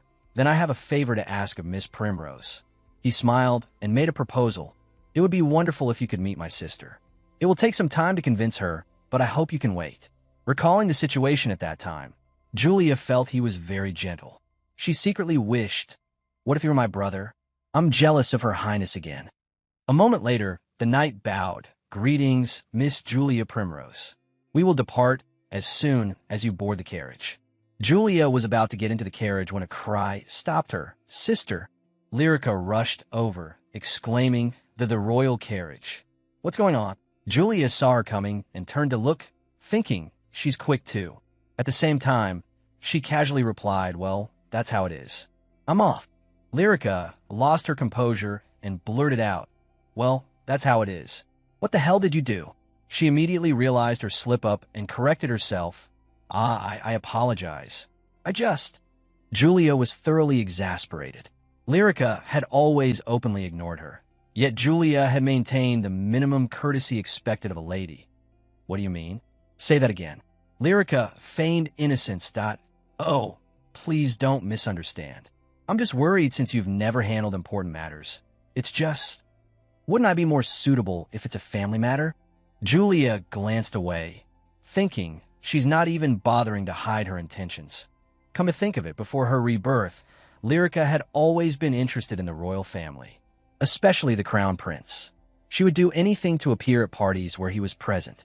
Julia saw right through Lyrica's thoughts. What she's thinking is so obvious. Suddenly, Lyrica exclaimed, "Sister!" She put on an air of nonchalance, but her words seemed deliberately pointed. "Tea hasn't been long since your engagement was broken off, and everyone's still watching you. Wouldn't it be better to keep a low profile? I'll go in your place." Even the knights waiting noticed. How could she be so rude? Julia stared at Lyrica and replied, You want to arbitrarily change the person summoned by the royal family?" Julia was inwardly amused. "Are you feeling uneasy, or have you truly gone too far?" Sure enough, upon hearing Julia's words, Lyrica immediately responded, "I can get ready right away." Before she could finish, a voice interrupted her. "I apologize, but..." The knight stepped forward to explain. The Crown Prince specifically requested to meet Lady Julia Primrose. "If we delay any further, I'm afraid we'll be late for the appointment." Lyrica's face fell. "Really? Is that so?" Seeing her expression change so drastically, the knight became slightly tense. "Yes, that is correct." Lyrica immediately recovered and adjusted to her innocent demeanor. "I apologize. I must have been a bit too much. I was just worried about my dear sister." Then, she tucked her hair behind her ear and smiled brightly. "Have a good time, sister." Looking at Lyrica's forced smile, Julia felt a sense of satisfaction. Asterisk, you must be feeling quite uncomfortable. You think I don't know the real face behind that smile? Now I can act just as well as you. Asterisk with that thought, Julia cheerfully replied, ignoring Lyrica's stiff expression. "Thank you, Lyrica. Those words are precious. I understand your feelings, just as you're worried." As the knight helped her into the carriage, Julia continued, "Rumors can be quite frightening." Meanwhile, she thought, "Now then, I'll show you what it feels like to have your world crumble." And then she spoke, "Even if you didn't mean IT would be quite terrifying if rumors spread that you were seducing my fiancé. Perhaps you shouldn't ignore the advice of someone with experience." Lyrica's voice dropped when she heard Julia's words, "Sister." But Julia added fuel to the fire. "You haven't forgotten Mother's question, have you?" She turned back to look at Lyrica and said, "Instead of worrying about me, why don't you and Marcel wear matching colors and pretend to be lovers?" Lyrica paled at Julia's words. "That would be better for your alibi. This is sincere advice. From your sister." With that, the carriage departed the estate, leaving Lyrica standing there dumbfounded. She started overthinking and placing blame that I was suspicious from the beginning, but it really was you. "Julia, you were behind all of this, weren't you?" Next, Lyrica bent down, chuckling to herself. "Yes, this is how it should be. This is great." She began a plot. Just you wait and see. Elsewhere, Julia had arrived at the royal palace. She extended her hand for the knight to help her out of the carriage. Julia carefully stepped down. As soon as her feet touched the ground, the knight quickly announced, "We have arrived, Miss Julia Primrose." Julia was unaware that Lyrica, back at the mansion, was secretly scheming. "I'll steal everything from you." After passing through the entrance of the royal palace, it took a while to reach the princess's quarters. Even though this was my idea, I'm still a little nervous about meeting her, she thought. After walking down a long hallway, a maid was waiting for her at the entrance. She politely said, "We've been expecting you, Miss Primrose. I am Dahlia, Her Highness's handmaid. I will show you the way." Julia was quite surprised by the warm welcome. She softly replied, After walking for a while, they reached the princess's room. The maid knocked carefully on the door and announced, "Your Highness, it is I. I have brought Miss Primrose." Vivian replied, "Enter." Julia slowly stepped inside. When she saw Vivian, she quickly greeted her. "It is an honor to meet you, Your Highness. I come from the Duke's house." Vivian immediately said, "There's no need for formalities. Please have a seat, Miss Julia Primrose." Julia obeyed and quickly sat down, gently picking up a teacup. After taking a sip, she complimented, "This tea is delicious. What kind of tea do you usually drink, Your Highness?" Vivian remained silent, lost in thought. Because she wore a black lace veil covering her face, it made it difficult for Julia to read her expression. Julia was inwardly annoyed. "I'm going to go crazy. She's been like this for an hour. I have to try to create a good atmosphere before bringing up the skincare topic, but she's so guarded that I haven't gotten anywhere." While Julia was discouraged, Vivian's mind was filled with questions about her. Why did he bring someone like her here? Even I know the rumors surrounding Julia Primrose. Hot-tempered, rude, foolish, and always causing trouble. She doesn't fit the image of a noble lady at all. And the reason I agreed to meet her was because an unpleasant memory replayed in Vivian's mind. She had witnessed the other young ladies whispering and gossiping. They mocked her, the princess's face. It's quite frightening, isn't it? It's true. She used to be very beautiful, but with her skin like that. Honestly, Miss Lyrica Primrose is much more beautiful now. Just look at Miss Lyrica's porcelain white skin. It's so beautiful. Lyrica, standing amidst the praises, feigned shyness and said, "Oh my, everyone, you're too kind. Of course, if my skin were like that, I wouldn't want to live either. But even so, I always admire Her Highness's nobility." These words were a knife twisting into her insecurities. Lyrica pretended not to notice, continuing to smile shyly. "If it were me, I wouldn't dare leave the house." Vivian silently suffered. The words they wouldn't dare say to my face. Such trivial gossip. Why do I have to endure such words? It's not like I wanted this. What do they know? I hate this. If I have to live like this, I'd rather. While she was struggling, hugging herself, a strong voice rang out. "Lyrica!"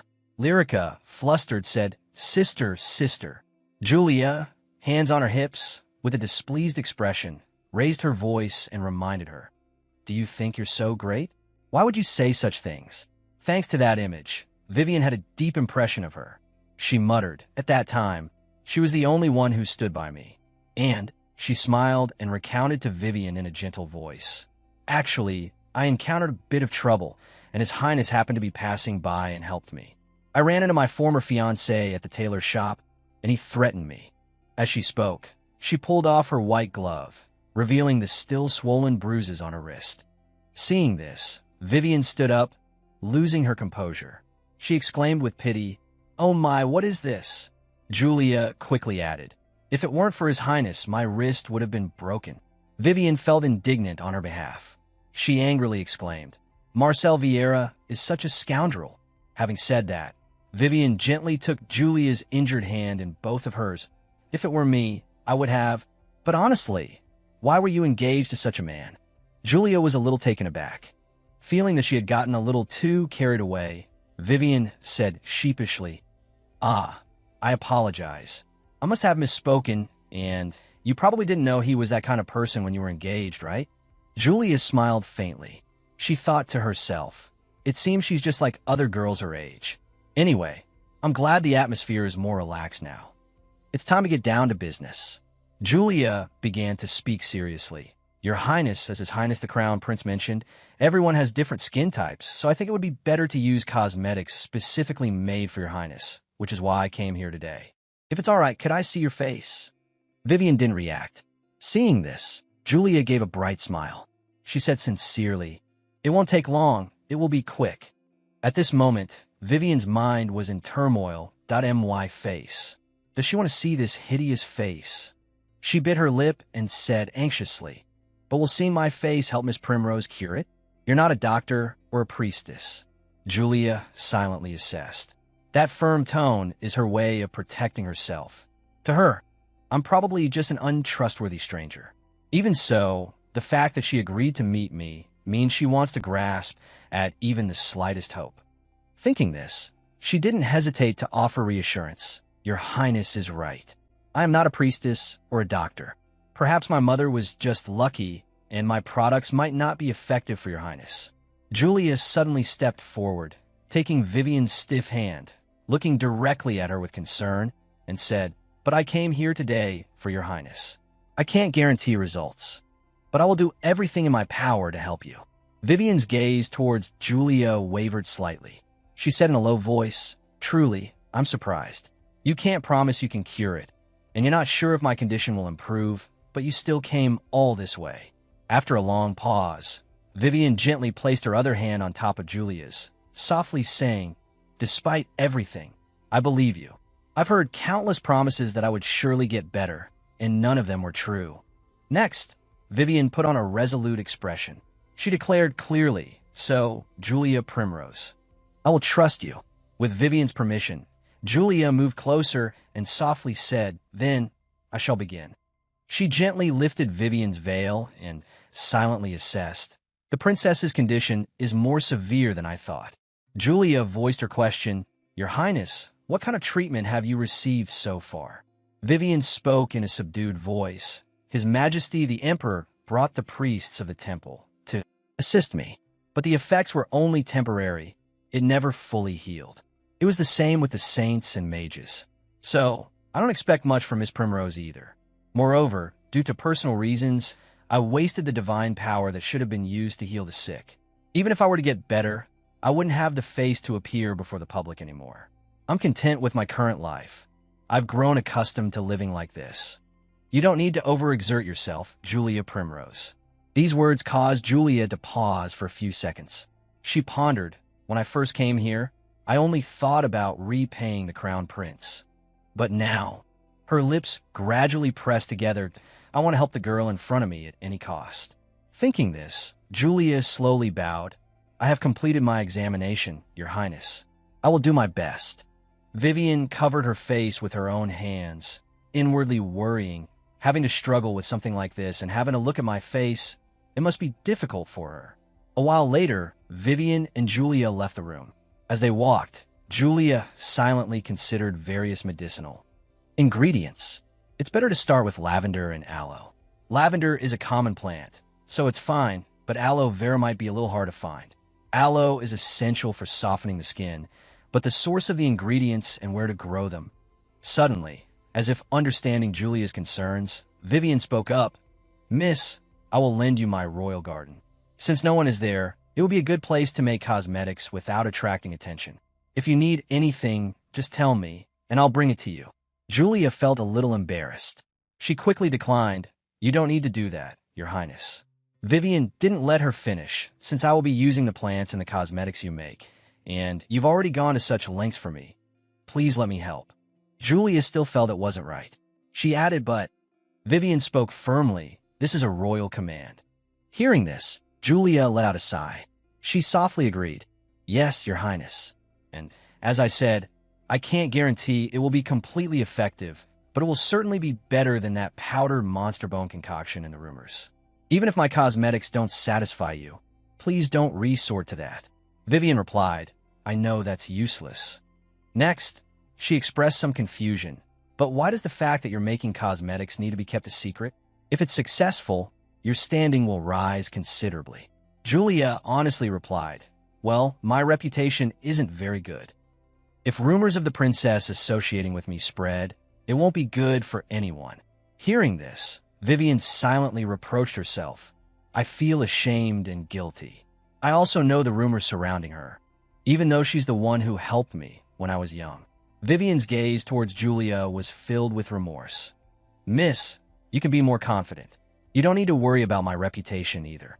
Julia exclaimed in shock. Your Highness! Suddenly, Enoch spoke. Are you both here? His presence seemed to bathe the surroundings in a golden light, accompanied by the warmth of his gentle smile. Were you two having a pleasant conversation? Vivian suddenly wondered. Brother, why did you come without telling me? Julia formally curtsied. Greetings, Your Imperial Highness. Enoch looked at Julia affectionately. He spoke softly. I apologize for not seeing you after inviting you. By the way, he suddenly called out, Vivian, it seems you've opened up to Miss Primrose. This is the first time I've seen you talk to someone other than Dahlia. Vivian didn't expect Enoch to say this in front of Julia. She angrily snapped. Brother, what the heck are you saying? Julia felt a little awkward, thinking they're arguing, but Vivian, now annoyed, wanted to send Enoch away. You're smiling cheerfully after just upsetting me. Go away. Seeing this scene, Julia thought, they seem very close. Enoch suddenly turned his gaze to Julia. Miss Julia, are you about to leave? Julia was startled. She replied, Oh yes. Enoch warmly offered, I'll escort you to your carriage. Let's go. Vivian silently watched Julia's carriage gradually depart. Enoch suddenly called out to her, Vivian, I never thought you'd talk to someone for so long. So what do you think of her? Vivian calmly replied, Julia Primrose is very different from other ladies. Enoch showed concern, curiously asking, It's been a while since you said that. How is she different? Vivian seriously remarked, She doesn't treat me with pity. Not then, not now. You think so too, right? Enoch felt relieved upon hearing this. He replied, Well, but in his mind he thought, What I remember is *, Julia's voice when she was little, innocently calling me, Your Highness. How are you today? *, he secretly felt a flutter in his heart. Julia's smile is like warm sunlight. It feels a bit strange to say that, doesn't it? Thinking this, he continued, I won't comment further. Vivian was a little surprised.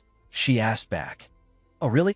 Seeing that he didn't want to talk anymore, Vivian turned to leave. How boring. Well, I'll be going now. Enoch was full of suspicion. Huh? Aren't we done with today's schedule? Vivian replied cheerfully, I have to go get what I promised to give Miss Julia.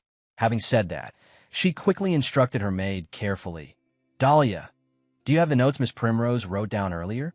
Contact the largest and fastest trading company to order everything. The maid smiled and replied, Yes, Your Highness.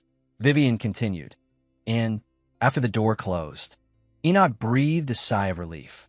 His eyes were filled with an indescribable emotion. He thought to himself, She hasn't noticed, right?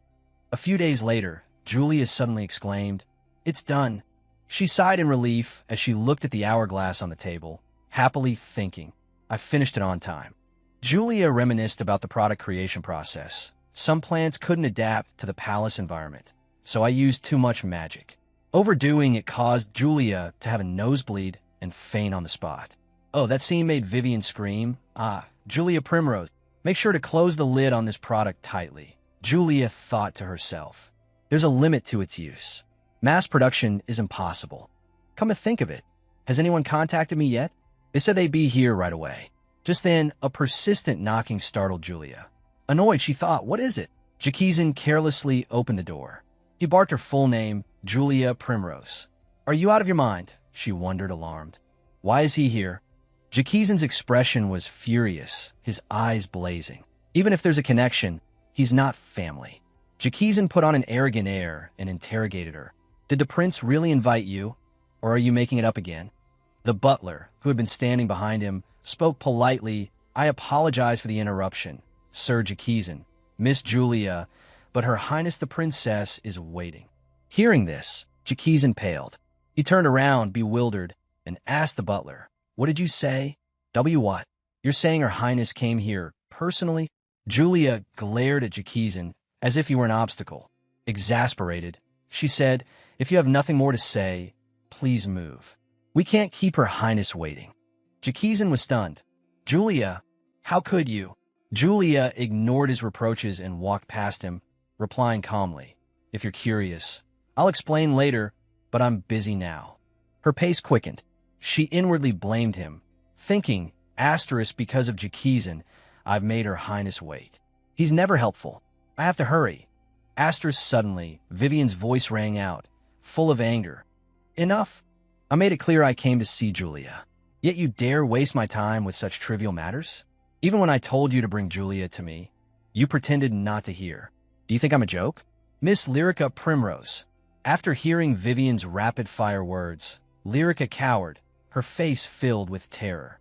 Her voice trembled as she said, Why, Your Highness, I was only... Vivian was furious. She said sternly, Let me say this again. I have no business with you, Lyrica Primrose. Just then, Julia quickly spoke up. I apologize for my tardiness, Your Highness.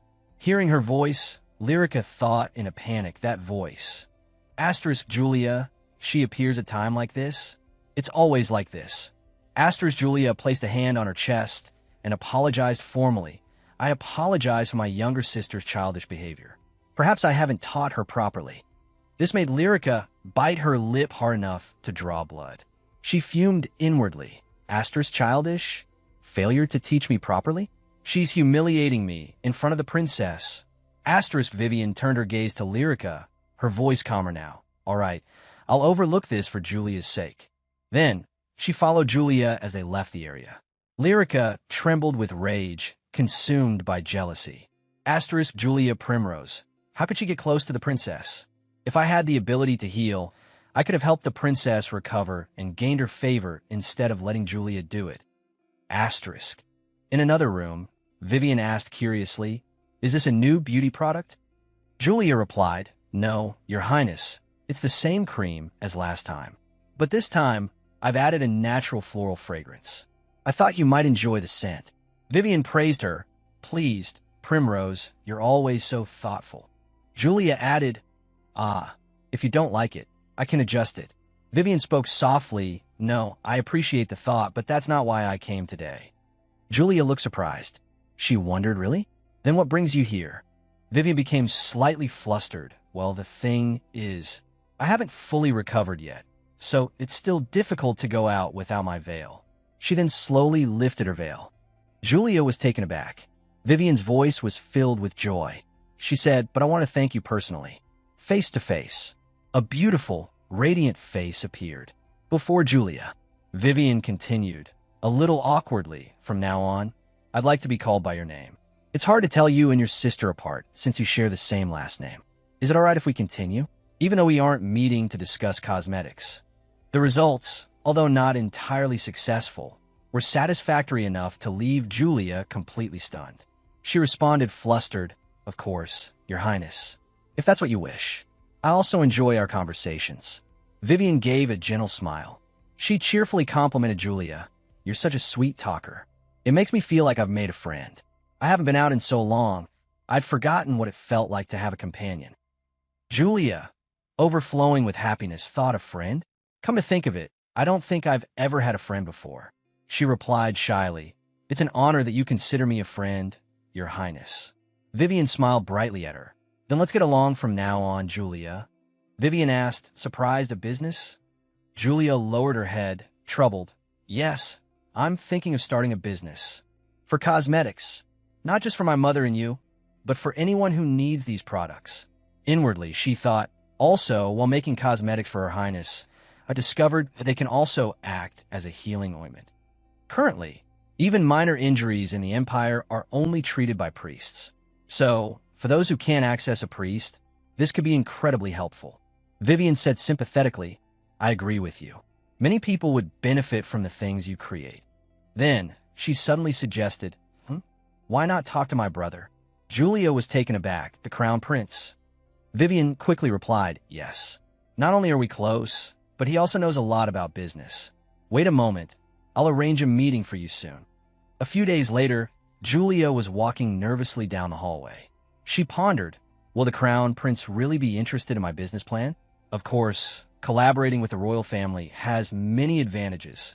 Firstly, it would solve the capital issue, and I wouldn't need to worry about publicizing my name. I've thought it through now. She firmly grasped the doorknob and turned it. As she entered, a voice called out, changing her anxiety into pressure, Julia. Duke Primrose said warmly, so your highness came all this way just to see my daughter? And she came here just to thank you. Enoch calmly replied, yes, it seems her highness thinks very highly of Miss Julia. Duke Primrose, unable to contain his delight, asked, really? Even I, a duke, haven't been able to see her highness Vivian. In years. What happened? Julia straightened, her face expressionless, but inwardly she scoffed. Asterisk disgusting. His eyes lit up at the mere hint of benefit.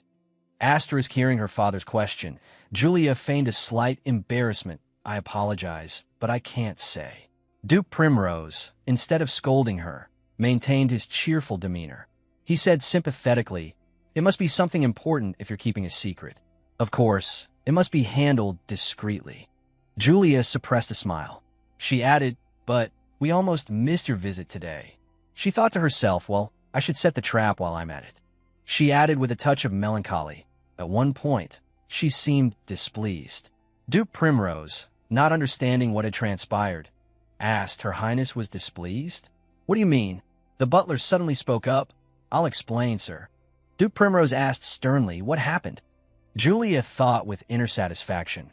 The butler, who is on my side, revealed all of Lyrica and Jackiesen's wrongdoings. After hearing the whole story, Duke Primrose slammed his hand on the table in anger. He gritted his teeth and roared, summon Jackiesen and Lyrica here immediately. Those two fools, summoned to their father's office. Duke Primrose was furious. He thundered, did you not think to treat your own family with respect, for the sake of the royal family's honor? Julia thought calmly, a severe scolding. Jackiesen quickly offered an excuse. I was just afraid, Julia, and apologized to Julia. She had to endure this because of you. Jackiesen, not daring to disobey his father, said quietly to her, I'm sorry, sister. I was wrong. Julia scoffed inwardly. With that grimacing face, he's apologizing to me. That's a face only I should be allowed to see. A smile unconsciously graced her lips. Asterisk, this is the first time he's bowed his head and apologized to me. It must be incredibly unpleasant for him. Asterisk, let's put other thoughts aside for now. As soon as Enoch saw her, he greeted her, welcome, Miss Julia. Shall we discuss your business plan? After a serious discussion, Enoch asked, so, what do you think of my proposal? Julia hesitated slightly. She replied, before I answer, there's something I want to say. If your interest in my business is solely to repay me for helping Her Highness Vivian, then I don't need you to repay me in this way. Enoch said in a low voice, let me be clear. Aside from helping Vivian, I am genuinely interested in your cosmetics business. Even if these products are just for beautification, they're still effective in healing wounds and scars. As you mentioned, considering the current situation of the Empire, I see this as a business with great potential. And when you said that different people need different kinds of cosmetics, I found that very intriguing. He smiled and continued, I'd like to hear more details. Julia, seeing his curiosity, felt comfortable and replied, that's a very good question. Enoch, looking attentive, suggested, I believe product development and company management should be handled by different people. Julia nodded in agreement. I agree. Those are two different fields. Also, she added, the ingredients of the product should be clearly listed on the packaging, and perhaps it would be good if we created samples and distributed them for free for a while. Enoch asked, samples? Julia cheerfully explained, yes, to give out to people for free so they can see if it suits them before buying it.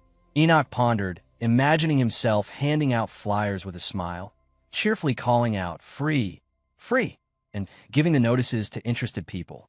Then, he declared, that's a wonderful idea. If we distribute them in the commercial district, it will also be a way to advertise to people who aren't usually interested in beauty products. He added excitedly, sound good? So about your business. Julia suddenly interrupted. First of all, you said you wanted to collaborate with me not because of the princess, but because you believe my business has potential. Enoch nodded. Yes, that's right. But is there a problem? Julia looked at him seriously. In that case, could you elaborate on what benefits I would gain from collaborating with you, as opposed to someone else, as a business partner? Enoch looked slightly puzzled. The benefits you'd gain? You ask. Julia calmly replied. As someone seeking investment, I've explained my technology and strategy. However, I'm not obligated to accept investment just from you. If there are other offers for collaboration, I need to consider why I should choose you over them. At this point, Julia was thinking to herself, after all, this is my technology, so I can consider my options. Enoch looked at her with surprise. Oh. She continued thinking, I'm not worried about revealing too much about my strategy or anything like that. Asterisk to make a deal with the royal family, where I will soon become a member and a powerful family. Of course, having the backing of the royal family would be ideal. But when entering into a contract like this, confidence is key. Asterisk. Enoch, seeing her haughty demeanor, laughed out loud. Ha. I believe your point is very reasonable. So first, let me begin by explaining the scale of the Merchant Guild, which is directly managed by the royal family. After a long period of discussion, conversation, and negotiation, they successfully signed a contract that satisfied both parties. This was an investment made directly under the name of His Highness, the Crown Prince. Julia cheerfully shook Enoch's hand and said, I look forward to working with you. Thank you for your investment. Enoch replied with satisfaction, the honor is mine. I also look forward to working with you as the representative. Julia suddenly added, about being the representative, I like to keep my involvement a secret for now. Enoch looked puzzled. Why? Julia quickly responded, because if people knew I was the one behind it, it wouldn't be beneficial for me. Enoch, still questioning, hypothesized, if this business is successful, wouldn't your reputation also increase significantly? Julia, slightly displeased, replied, that may be true, but the risk is too great. This isn't a business I'm running alone, so it would be better to minimize the risks. Enoch gradually began to understand her. A moment later, he declared resolutely, I will keep that secret from now on. However, I trust you. You probably don't know this, but he flashed a radiant smile. Gaining Vivian's and my trust isn't easy. Julia, slightly moved, turned away shyly. Thank you for your kind consideration, Your Highness. Enoch laughed heartily. Haha. All you say is thank you over and over again. Julia's face was now quite flushed. She inwardly grumbled. What else can I say? Oh, okay, Your Highness. The contract is done. It's time to go back. Suddenly, Enoch's hand lightly brushed her hair. This made Julia more embarrassed than ever. She thought shyly, oh, since when have we been this close? Enoch leaned closer and said, oh, there's some dust on your hair. The proximity made Julia feel breathless. She looked at him questioningly, thinking, wow, what? Next, she avoided his gaze and said shyly, if you mean the dust, I can do it myself, Your Highness. Her heart was in turmoil. Is the prince always this considerate? But what's so funny that you've been laughing this whole time? Thinking this, she reminded him, well, you'd better be careful with other girls. They might misunderstand. I know. Enoch reassured her cheerfully, I'll be careful. Julia's mood was extremely confused. She thought, I keep wondering why he's been laughing the whole time. Should a future king laugh so much? Enoch cheerfully invited her. Would you like another cup of tea? She was still inwardly suspicious of him, even though being cheerful was a good thing. Even if something sad happens, he can quickly get over it. Thinking this, she softly replied, "Yes, all right." She thought not like me. And this is the story of Enoch, something that no one, not even Juria, knew. A carriage accident occurred during a heavy downpour. Whether by accident or design, everyone in the carriage died except for one person, young Enoch. His voice trembled as he called out, "Mother, brother." His head covered in blood. His face horrified, he cried out, "No." Enoch remembered, when I was young, my parents often argued. Every time, my mother would return to her parents' home, where she could find comfort. But as we were passing through the forest, the carriage suddenly overturned. Everyone, except for Vivian and me, died on the spot. But before I could even grieve, my father accused me. "It's all your fault. If you hadn't insisted on going with your mother and brother." He was bewildered, not understanding why he was being blamed. "But father," his father glared at him and roared, "Everything, the collapse of the Pius family, is because of you."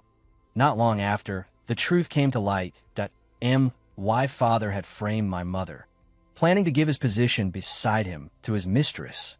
When my grandfather discovered the truth, he couldn't control his rage. "From now on, you are no longer my son. The throne will be passed down to my grandson, Enoch Pius. The one who murdered his wife will be banished from the capital until his death." Enoch's father was forced to leave, struggling and shouting, "How can you do this to me? I'm your son, father." The emperor placed his hand on Enoch's shoulder, his voice deep and warm. "Enoch, you have been very intelligent since you were a child. I believe you will do well as crown prince." At that moment, he implicitly understood that it wasn't a compliment, but a terrifying expectation that I mustn't be like my father. A few years later, his exiled father returned to the capital as a corpse. At his father's funeral, everyone whispered behind his back. They said that he had suddenly fallen ill, but he had been healthy before. Could the rumors be true? That the emperor had framed his own son to drive him away. Those words, neither loud nor soft, were enough to reach the ears of a child like him, enough to make him feel terrified. A man who had killed his wife and child. For a long time, I hated him, believing it to be true. But then, what if the rumors are true? Thump, thump, thump, thump. Noticing his strange expression, the attendant beside him anxiously asked, "Your Highness, are you all right?" He coldly walked away. "I need some fresh air." The attendant was bewildered. "But the funeral will begin soon, Your Highness." Ignoring the attendant's calls from behind, he hurriedly left that suffocating place. His heart silently said, "I'm so scared. How long can I maintain being the perfect grandson and crown prince that he expects? If I become an obstacle to him, will he eliminate me too?" In his panic, young Enoch didn't know when he had bumped into Juria. She softly exclaimed, "Oh, Your Highness." Young Enoch quickly assessed, red eyes and silver hair. Then he called her name, Juria Primrose. Young Juria sighed in relief, saying, "You startled me. I thought a monster had appeared." Enoch suddenly turned somber. "A monster?" Juria hastily explained, "I didn't mean to say you're a monster, Your Highness." Enoch said unhappily, "But isn't that possible?" She asked back, bewildered, "Huh?" He immediately replied, "Miss Primrose, you probably don't understand because you're still young, but if my father was a monster, as his son, wouldn't I be a monster too?" Juria's eyes widened as she looked at him, and she softly wondered, "Your Highness, are you saying that because of the late prince? If Your Highness is a monster, wouldn't Princess Vivian be one too?" Hearing her words, his heart jolted, and he asked what. Juria replied melancholically, "After all, he was both your fathers. Do you also think Princess Vivian is a monster?" Enoch didn't understand, and he wondered, why would Vivian be a monster? Waiting for just that, Juria clarified the matter for him. "Well then, so are you. Why do you think you're different?" At that moment, young Enoch was enlightened. If being the child of a monster made Enoch a monster too, then is it the same with Vivian? No, I've never thought of her that way. Vivian is my precious family, someone I need to protect. How could I think of her as a monster? Juria continued to explain, "If you can't say that about your sister, why say it about yourself? You can't think of yourself the way you do about Princess Vivian." Enoch's face reflected regret and remorse. He thought to himself, "No one has ever said anything like that to me before. Words of pity, Losing two family members at such a young age, it's pitiful. And those terrible rumors, too. He continued his inner monologue. People pity me. For someone my age, you're sure to become a great leader. That's right. You're the pride of the empire. Or they praise me, but no one understands my feelings. Juria's bewildered voice echoed. I don't know much because I'm still so young. Enoch reflected, touched, but then this girl, whom I've met for the first time, said what I longed to hear. Lost in thought, he suddenly spoke. You're right, Miss Primrose.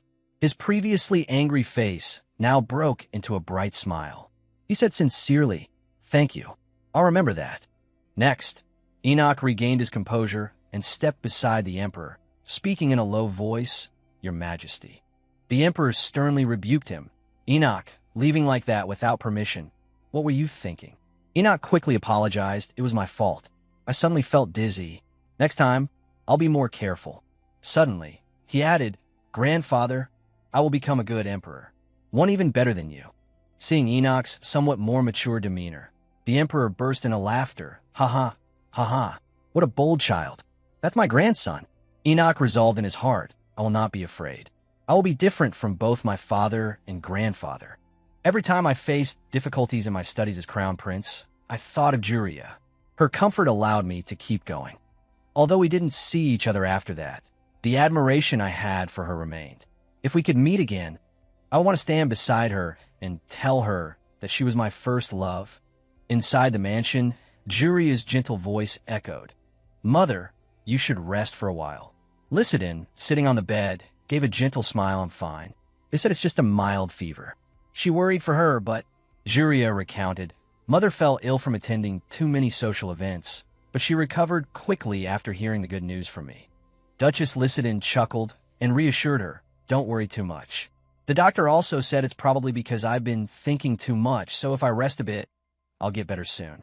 More importantly, I'm truly happy and proud that you've partnered with the Crown Prince in business.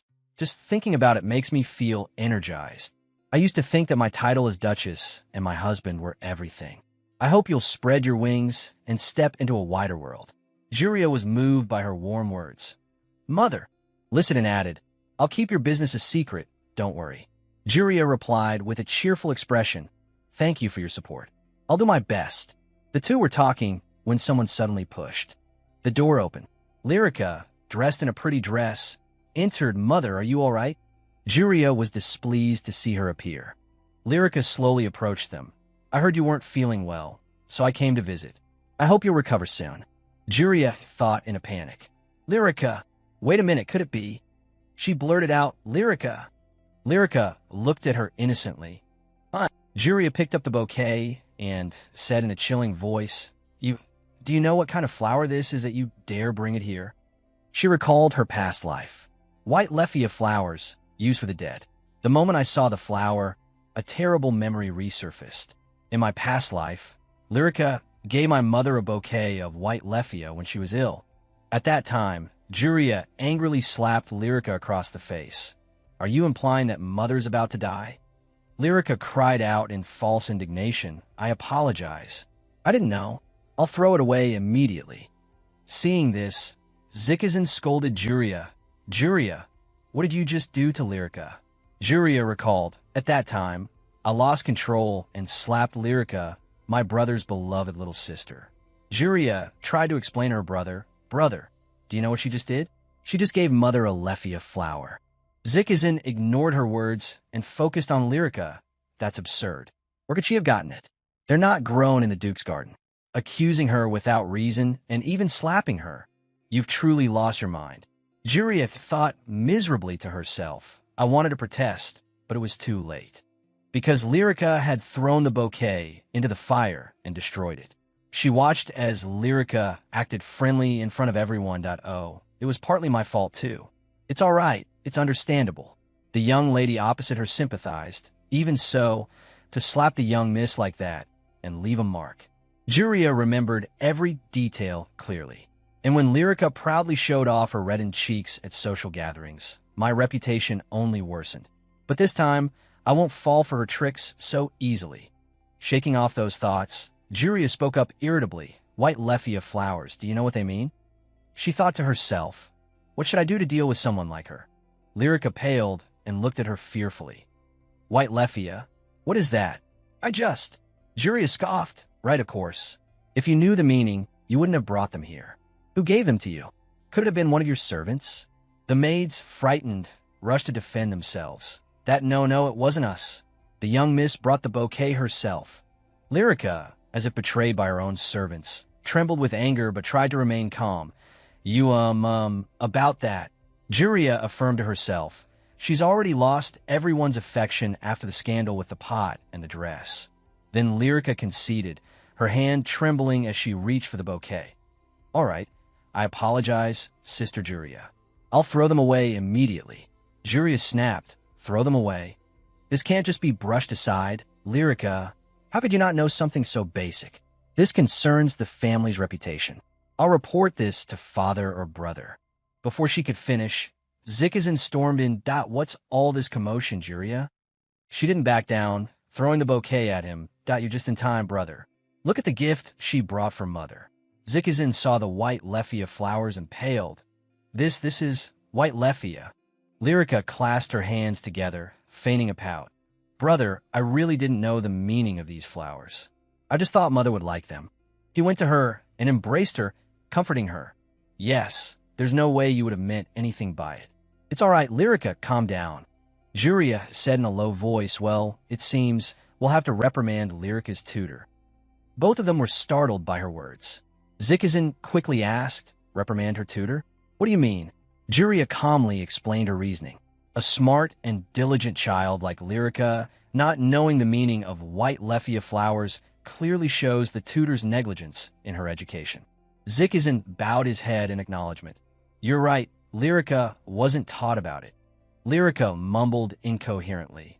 But I believe the teacher is a good person. Juria walked over and placed a hand on her shoulder. Lyrica, this decision is for your own safety. If this spreads, what will become of you? Won't they start saying unpleasant things about your birth and other cruel words? But don't worry, trust me, I'll make sure no one finds out. A few hours later, Juria invited Madame Teller for a meal and a chat. After hearing the whole story, Madame Teller was aghast. Impossible. Are you saying such things really happened? Juria confirmed. Yes, that's precisely why I wanted to ask. Have you truly never taught her the meaning of the flower? Madame Teller spoke to her seriously. Miss Juria, I am known as the teacher who has trained the most outstanding young ladies in high society. There's no way I wouldn't teach her such basic things. Juria politely exclaimed, I understand what you're saying, but the Duke is also furious and insists on changing Lyrica's tutor, so instead, I hope you'll accept this. Juria handed her a letter, which made her wonder, what is this? Juria smiled cheerfully. It's a letter of recommendation I wrote, just in case.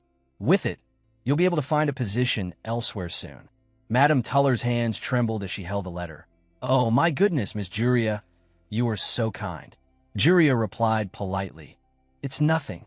I know you must have felt terrible. I'm glad your mind is at ease. Madame Teller brought a handkerchief to her eyes to wipe away her tears. Actually, I've misunderstood you all this time. I believed all the bad rumors about you, Miss Juria. Juria spoke with a forgiving tone. Don't worry about it, madam. Rumors are truly frightening, aren't they? Once they spread, they become uncontrollable. Madame Teller's voice suddenly dropped. You're right. Mississippi rumors are truly frightening. Not long after, Juria stood up to see her off. Take care, Madame Teller. After she left, Juria raised her head and thought to herself, I wonder how someone close like Madame Teller will spread this story? I'm very curious to know. Everyone says she's as beautiful as a spring flower, the girl treasured like a jewel by Duke Primrose and his heir. That's me, Lyrica Primrose. Lyrica's hand, holding a hairbrush, suddenly trembled. She flew into a rage, throwing the brush in her hand and shouting, Damn it, this is unforgivable. Lyrica's eyes were filled with hatred. She gritted her teeth and said, Juria, everything has been messed up lately because of her. Lyrica widened her eyes, wondering, why did things turn out like this? At this rate, everything I've built will crumble. I've worked so hard to get this far. I thought everything would be smooth sailing once I stepped into the mansion. On that day, Duke Primrose looked at the paper in his hand and said, TSK, another invitation for an exchange meant only for Julia? Lyrica thought resentfully. The label of illegitimate child is always attached to me. Julia smiled gently and said, Lyrica must be feeling very sad, but it's only right for the legitimate daughter to participate in such events. As soon as she finished speaking, Duke Primrose immediately scolded, Julia, how could you say such a thing instead of comforting your sister? Julia flinched and hurriedly explained, I apologize, father. I just thought. Lyrica thought to herself, that's when I came up with the perfect plan to make everyone accept me. At the party, she dropped a glass, shattering it into pieces. Everyone gathered around. Embarrassed, Julia loudly scolded, Lyrica, what have you done? Causing trouble again. Lyrica pretended to be frightened and bent down, picking up the shards as she said, I'm sorry, sister. Inwardly, she thought, it's fortunate that foolish Julia always reacts to even the smallest provocation. While she was outside, a surprised gasp rang out. Oh, Miss Lyrica, a brown-haired girl named Dravel said with displeasure, you must have been very upset earlier. How could your sister say such harsh things? Another girl smiled and extended an invitation. Would you like to join us for tea? Lyrica timidly asked, could I? Thank you. She thought to herself.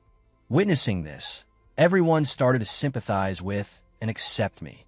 A maid beside Lyrica asked, why is Miss Julia always so harsh with Miss Lyrica? Another dark-haired maid said, Miss Lyrica, you shouldn't be so tolerant.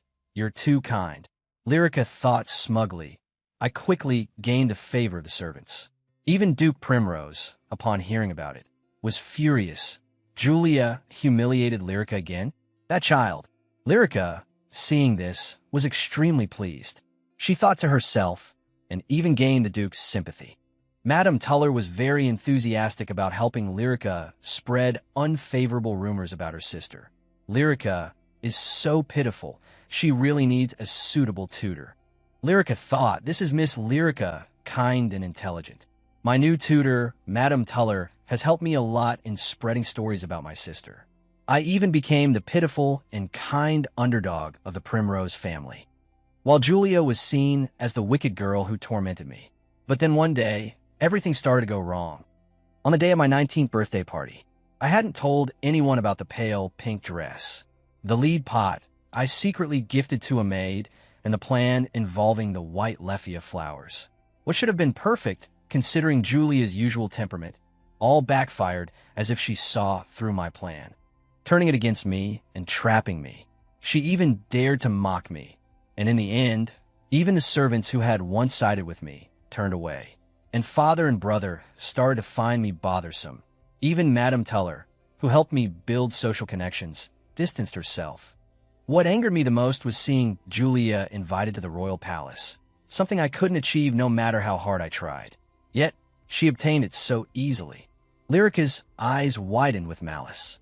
She pursed her lips, thinking hatefully, damn it, I can't forgive her. I wish Julia would just disappear. But looking at herself in the mirror, Lyrica suddenly froze. She closed her eyes and reminded herself, calm down, I need to stay calm. Julia will definitely do something at the social gathering today. Whatever happens, I won't let it slide this time. I just need to do what I did before. She told herself, Julia, everything you have will be mine. One by one, I'll steal them all from you. But Lyrica's intentions didn't last long. Inside the castle, countless whispers echoed endlessly. Hey, have you heard about this? Someone curiously replied, what is it? The other person immediately recounted everything they knew. Miss Lyrica bought a lead pot at the market without a second thought. Not only that, but she even gave white leffia flowers as a gift. Everyone was astonished by this news. Someone exclaimed, oh my, how could someone taught by Madame Tuller not know such basic etiquette? A young lady with purple hair sighed in disappointment and asked her friends, have you heard the rumors?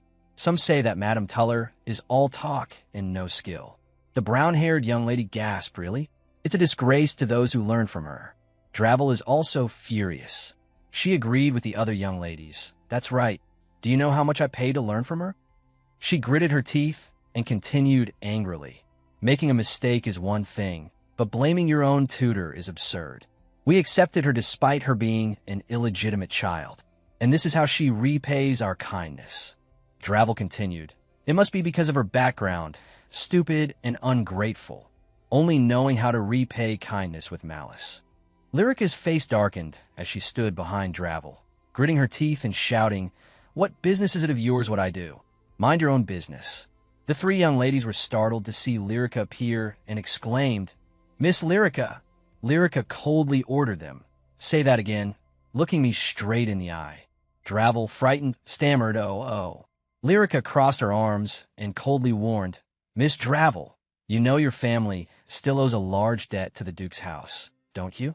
Your family is also much smaller than ours, so you'd better watch your mouth." Hearing this, Dravel retorted discontentedly, "Miss Lyrica, what are you saying now?" Suddenly, another voice interrupted their conversation. "Excuse me, ladies." Julia appeared, standing in front of Lyrica. Dravel exclaimed in surprise, "And Miss Julia?" Julia appeared extremely apologetic and explained on behalf of her sister, "I'm so sorry. Lyrica has been under a lot of pressure recently. She spoke sincerely. I apologize on her behalf, but please don't treat my sister so poorly." Dravel replied, stunned, "Yes, we apologize as well." Lyrica, standing behind Julia, gritted her teeth in anger. After witnessing this scene, a lot of gossip began to spread. "What just happened?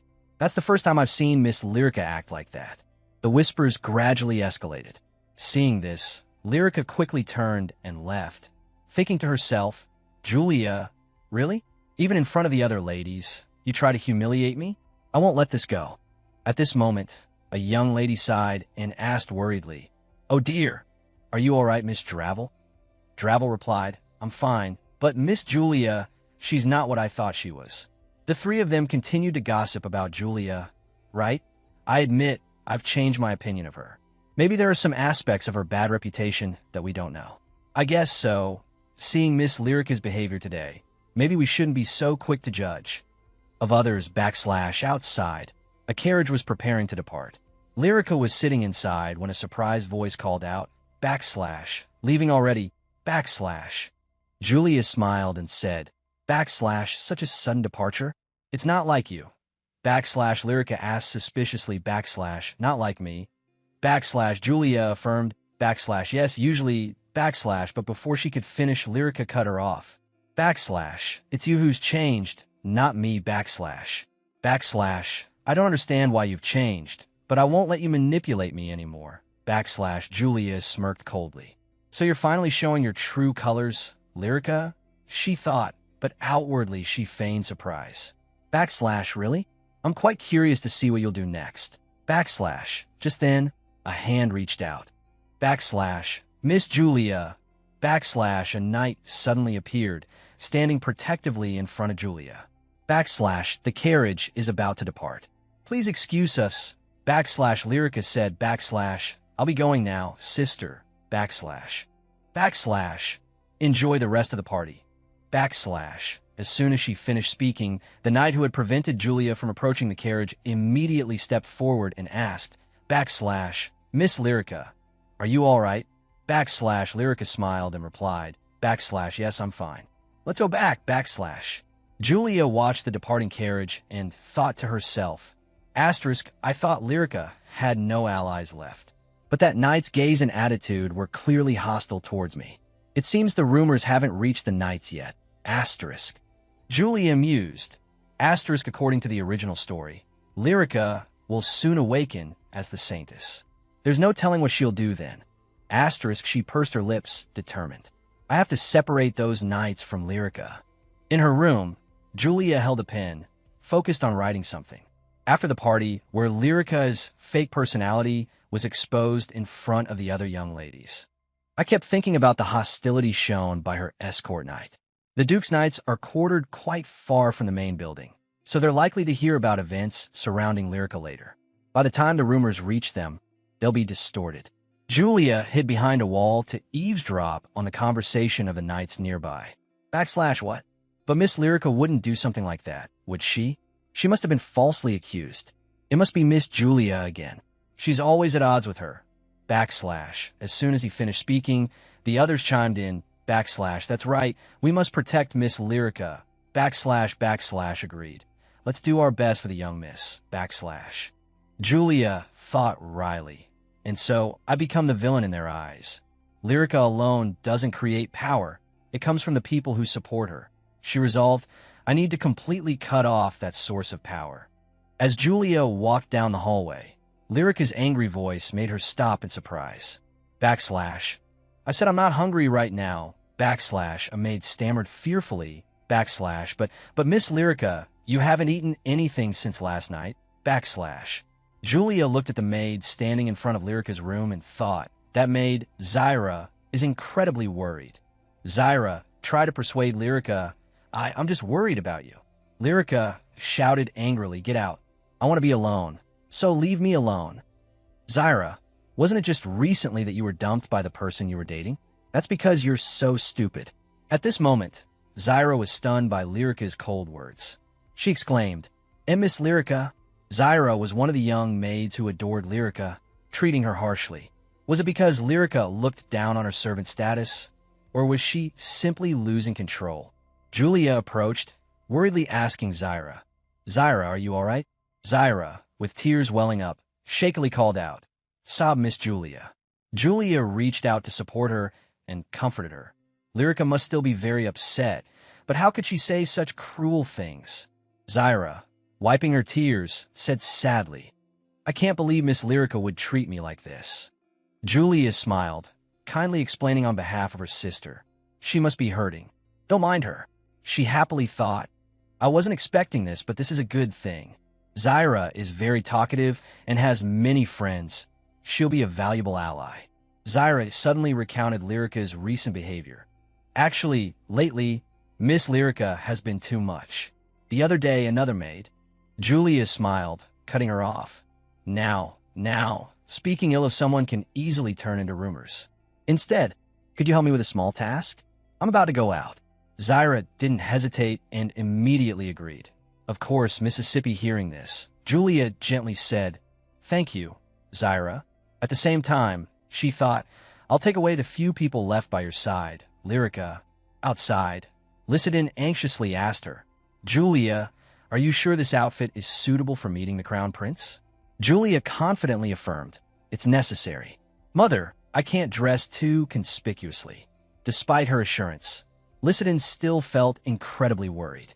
Even so, Julia seriously explained, I need to be anonymous. Today, I'm going with Enoch, the Crown Prince, to scout potential locations for the shop. We both agreed we wanted to investigate the locations ourselves. The problem is we're both easily recognizable, so we decided to keep a low profile by concealing our faces as much as possible. At this moment, Julia, wearing a cloak, sat across from Lycidin. She reassured her mother, the Crown Prince will be dressed the same way, so don't worry. Seeing her daughter say this, Lycidin felt more at ease. I understand. That's fine then. Julia smiled gently. Yes, I'll be going now. Now, standing outside on the street, Julia looked at the bustling crowd in front of her and thought in surprise. I was worried this outfit would attract more attention, but there are so many people around. Maybe it's okay? She suddenly realized a problem. How am I supposed to find a Crown Prince in this crowd? Enoch suddenly appeared, apologetically saying to Julia, I'm late, aren't I? I'm sorry. Julia exclaimed in surprise. Oh, there you are. At Enoch's sudden appearance, she thought incredulously, without a sound, too. Enoch laughed heartily, making a suggestion. Shall we go now? Julia stammered in agreement. Why, yes. Enoch, walking down the street, felt incredibly lucky. It's a good thing no one recognizes us. Julia agreed with him. Yes, that would be a problem. She pursed her lips, thinking to herself, at least we haven't been spotted, but everyone is staring, especially at the Crown Prince. She observed Enoch walking beside her and thought helplessly, what's the point of dressing inconspicuously when he's this radiant? A girl behind him gasped, awestruck by Enoch's beauty. She exclaimed, he's so handsome and tall. Is he a royal knight or an actor? Julia grimaced, thinking wearily, maybe coming out like this wasn't such a good idea. What if the reporters photograph us and write an exclusive expose? It could ruin the business before it even starts. Suddenly, Enoch called out to her, Miss Julia. He approached her with concern and asked, "Why do you look so tense?" Julia stammered, "And me?" Enoch smiled teasingly. "Don't tell me you're nervous because of my handsome looks." Julia exclaimed in disbelief. "What?" Enoch quickly explained, "I'm just kidding." Julia gave him a cool glance and said, "Oh." Suddenly feeling immensely curious, she asked Enoch, "But do I look that tense?" Enoch suggested, "A little, but I'm sure you'll feel more comfortable once we start looking at the shops. Or should I joke around more to help you relax?" Without a second thought, Julia immediately refused the offer, and "Oh no, it's fine." She smiled to herself, thinking, "He's a bit unusual, but I don't feel uncomfortable around him. Actually, he's quite approachable, isn't he?" After looking at a few shops, Julia felt a bit disappointed. None of them seemed suitable. The first shop had a tree blocking the entrance, and the interior layout of the next one was just terrible. He encouraged Julia and asked curiously, "We haven't seen them all yet, so let's keep trying. By the way, have you thought a name for the shop?" Julia suggested a name and asked for Enoch's opinion. "I think I have one." "Unit, what do you think?" She lowered her head, explaining the meaning of the name. "Unit, it means dawn in the ancient language, right?" Julia asserted confidently, "You might think it's too grand for a cosmetics business, but I believe that creating good products at reasonable prices can change people's lives as if they're waiting for a new dawn. Even those with scars on their hearts because of their skin condition, like the princess." After hearing this, Enoch didn't immediately reply, but simply smiled gently. Julia continued, "Although profit is also important, I want the business to prioritize that." Enoch asked, surprised, "From what you're saying, it seems like a very fitting name." Julia explained, "Actually, I've been thinking about what to develop next." Enoch asked curiously, "Is there any kind of product you've always felt was necessary?" Julia thought for a moment before replying, "A necessary product? Let me see. Because Vivian's problem has been solved, I'm not sure I need anything else." Enoch spoke to Julia as he reached up to wipe the sweat from his face. "That I see." After seeing his action, Julia asked with concern, "By the way, aren't you hot, Your Highness?" Enoch replied, "Yes, wearing this cloak is a bit hot." Enoch shared his upcoming plans with Julia. "The IT seems summer is coming soon. I'll have to participate in mountain training with the Royal Knights soon, which I'm worried about." Julia thought to herself, "What I'm worried about is prolonged exposure to sunlight, which often causes skin problems. Asterisk, I hope it's not as hot as last year, Your Highness." About that new product idea. Asterisk, having finished her thought, she cheerfully asked for Enoch's opinion. "What do you think about developing a cosmetic product like sunscreen?" She continued, explaining how it would protect skin from sun damage. Julia excitedly thought this could be the key to achieving two goals at once. After much searching, we finally found a truly suitable place. It's not only located in the heart of a bustling area, but the first floor can be used as a shop and the second floor as an office. The interior is perfectly suited for a cosmetic store, minimizing renovation costs. More than that, Julia turned her gaze towards the man with hair as bright as the country's future and expressed her gratitude. "Thank you for your hard work, Your Highness." Enoch chuckled at her words, then affectionately replied, "Miss Julia has worked even harder than I. But in any case, it's a relief that we found such a good location in just one day." Julia nodded, "Indeed." Then she looked towards the building in front of them, a project she had spearheaded, and couldn't help but feel proud that I'm eager to see what this place will become in the future. As if in celebration, the image of the building bathed in the sunset was truly beautiful. Night gradually descended upon the small town. The two of them, each lost in their own thoughts, strolled together to enjoy the beautiful night. Julia smiled and said, "Your Highness has received royal training in business, haven't you?" Enoch smiled and nodded. "Yes, it's part of the Crown Prince's training. Because it's a field I'm passionate about, I focus more on those lessons." Hearing this, she added, "That's impressive." But he shook his head at her compliment and quickly replied, "The impressive one is Miss Julia. You have a very special intuition. You've never run a business before, have you?" His unusual demeanor made her speechless. She thought, asterisk this sudden compliment, what's it about? If it were criticism, I could respond. This is too difficult to handle. Asterisk after a moment, she hurriedly said, I'm grateful you see me in such a positive light." Seeing her reaction, He pressed his advantage. That be by the way, it's quite late, Miss Julia. May I escort you back to the Duchess's residence? Julia immediately shook her head in refusal. I can go alone. The streetlights are bright enough, anyway. He immediately countered, but I'm a little worried about you walking alone without a knight. Cornered by his words, she had no choice but to interject to reaffirm her stance. I may not have a knight, but I have a magically protected item. So it's all right. Enoch asked, isn't that item limited in its number of uses? She nodded. That's right. Seeing the determination in her eyes, he didn't press the matter further and replied, if that's the case, please save it for emergencies. Asterisk, if I bring a knight from the Duke's residence, Jakizan and Lyrica will find out, and if it reaches father's ears. First, he'll be pleased because it involves the royal family. But once he knows I'm directly running a business, he'll object, asterisk. After careful consideration, she put the bracelet away and reasoned with herself. Asterisk, that's why from now on, I'll only carry one item. But according to His Highness, I should save it. Asterisk, so, with no other options, she looked up at Enoch and made her proposal. Well then, may I ask for your escort this time? Having taken a bait, he nodded without hesitation. Of course, Miss Julia. It would be my honor. So the starlight guided their love. When they arrived back at the residence, Julia was overjoyed to see Lycedon waiting for her. Mother, I'm home. Hearing her daughter's voice, Lycedon was equally delighted. Julia, she exclaimed, rushing to her side, that I'm sorry to have kept you waiting. But Lycedon shook her head with a smile that I was comfortably waiting at a friend's house, so I'm fine. Then, her expression turned to concern that it's late. You didn't come alone, did you? Julia replied cheerfully, His Highness, the Crown Prince, accompanied me. Looking at the man who could protect her daughter's future, Lycedon couldn't help but ask anxiously, he's a good person, right? Julia simply nodded in affirmation. Yes, he's very good. As they both climbed into the carriage, Lycedon got straight to the point. How did your business discussion go, dear? Did you find a good shop? Julia nodded.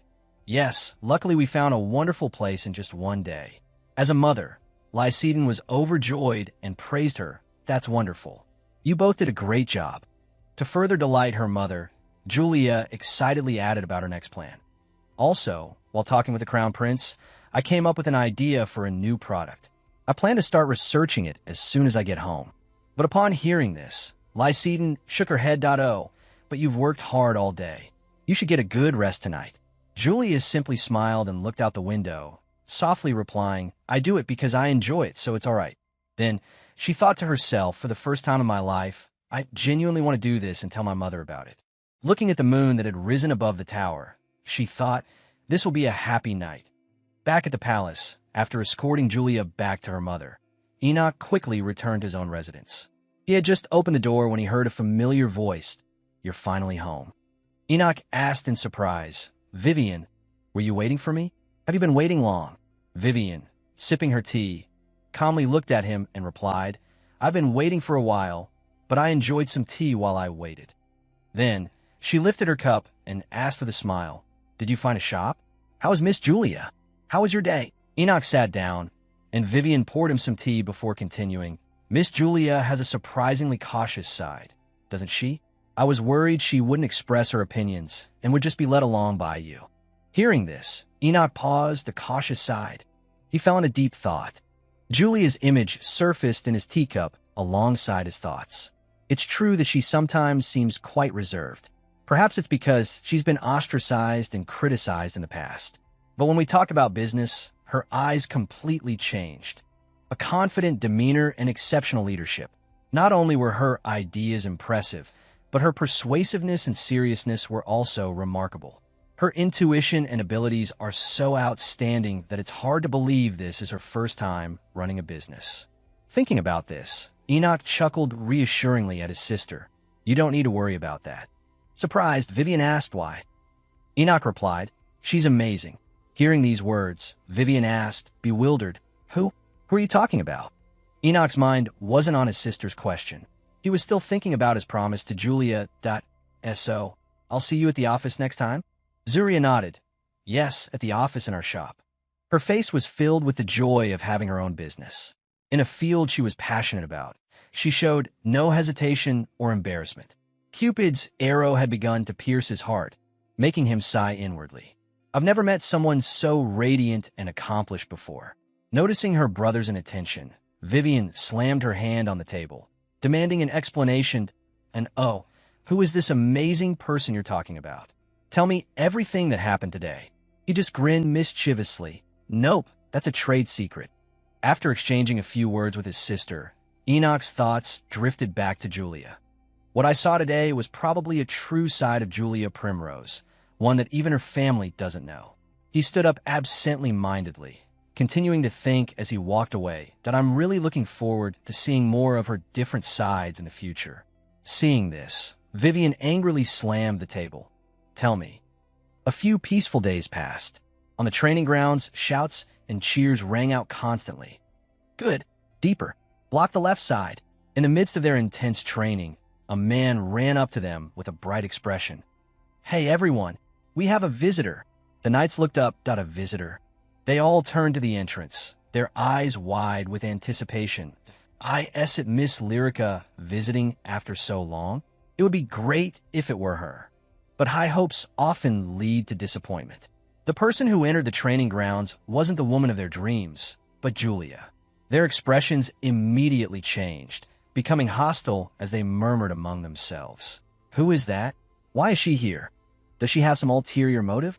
Julia noticed their gazes and sighed. Just as I thought, they're quite wary of me. Without hesitation, she activated her flower petal effect. However, if I show them this, their reaction will change instantly. Joining the illustrious Primrose Ducal Knights was the dream of anyone who aspired to knighthood. What made the Duke's Knights even more renowned was the existence of those born with the blessing of the sword within the ducal family. In Julia's memory, a soldier fell at this point. Ugh!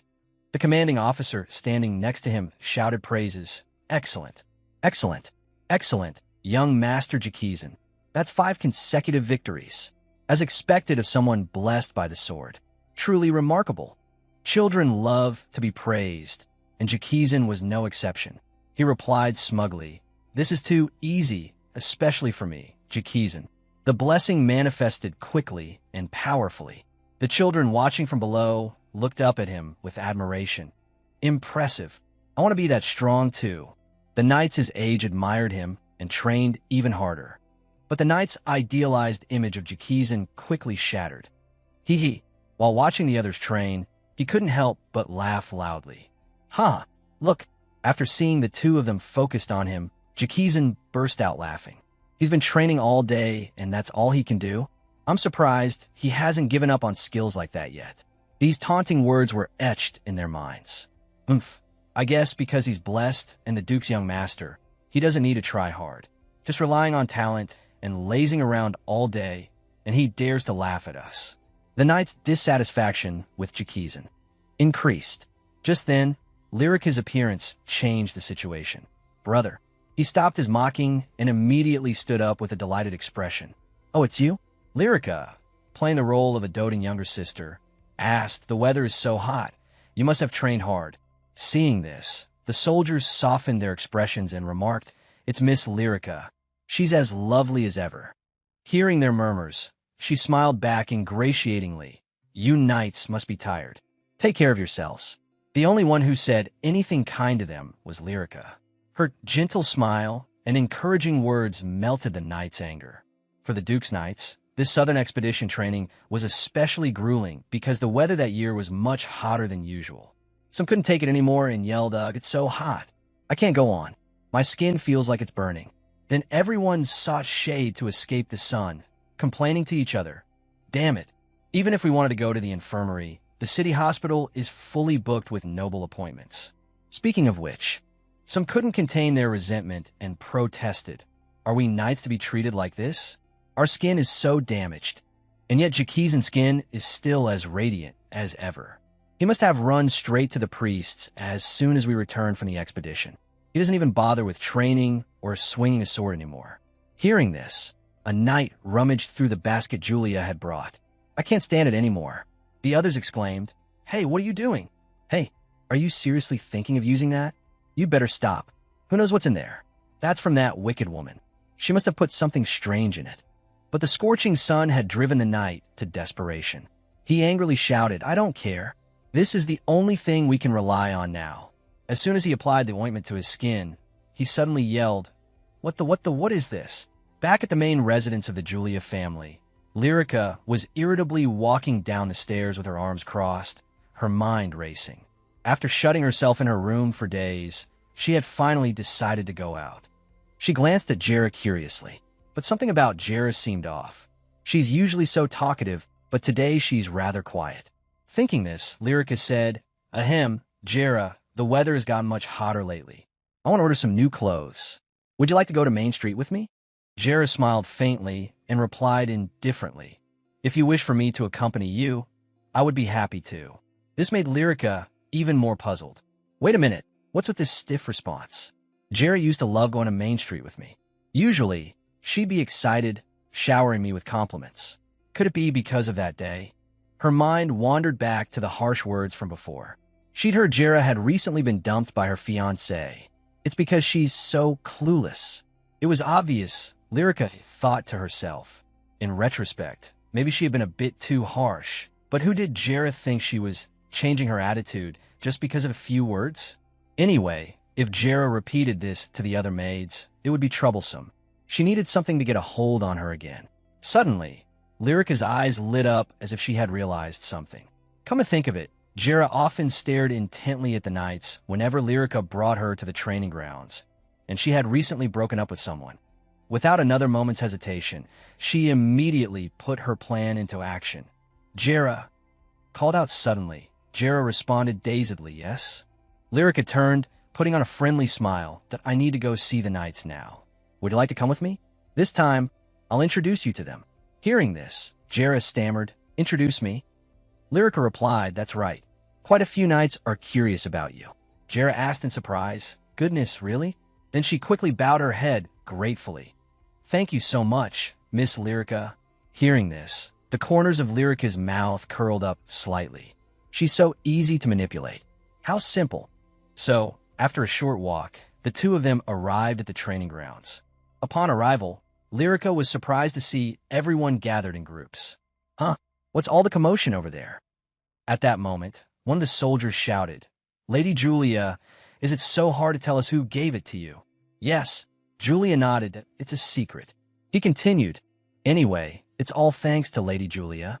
Noticing the joy in their voices, she laughed in response, "But I'm glad to hear it worked." Lyrica could only stand there, completely surprised. Why is Julia here? Confused and unsure of what was happening, Jera suddenly shouted, "Lady Julia!" Seeing everyone becoming friendly with each other, Lyrica thought in horror, What? Since when were they so close?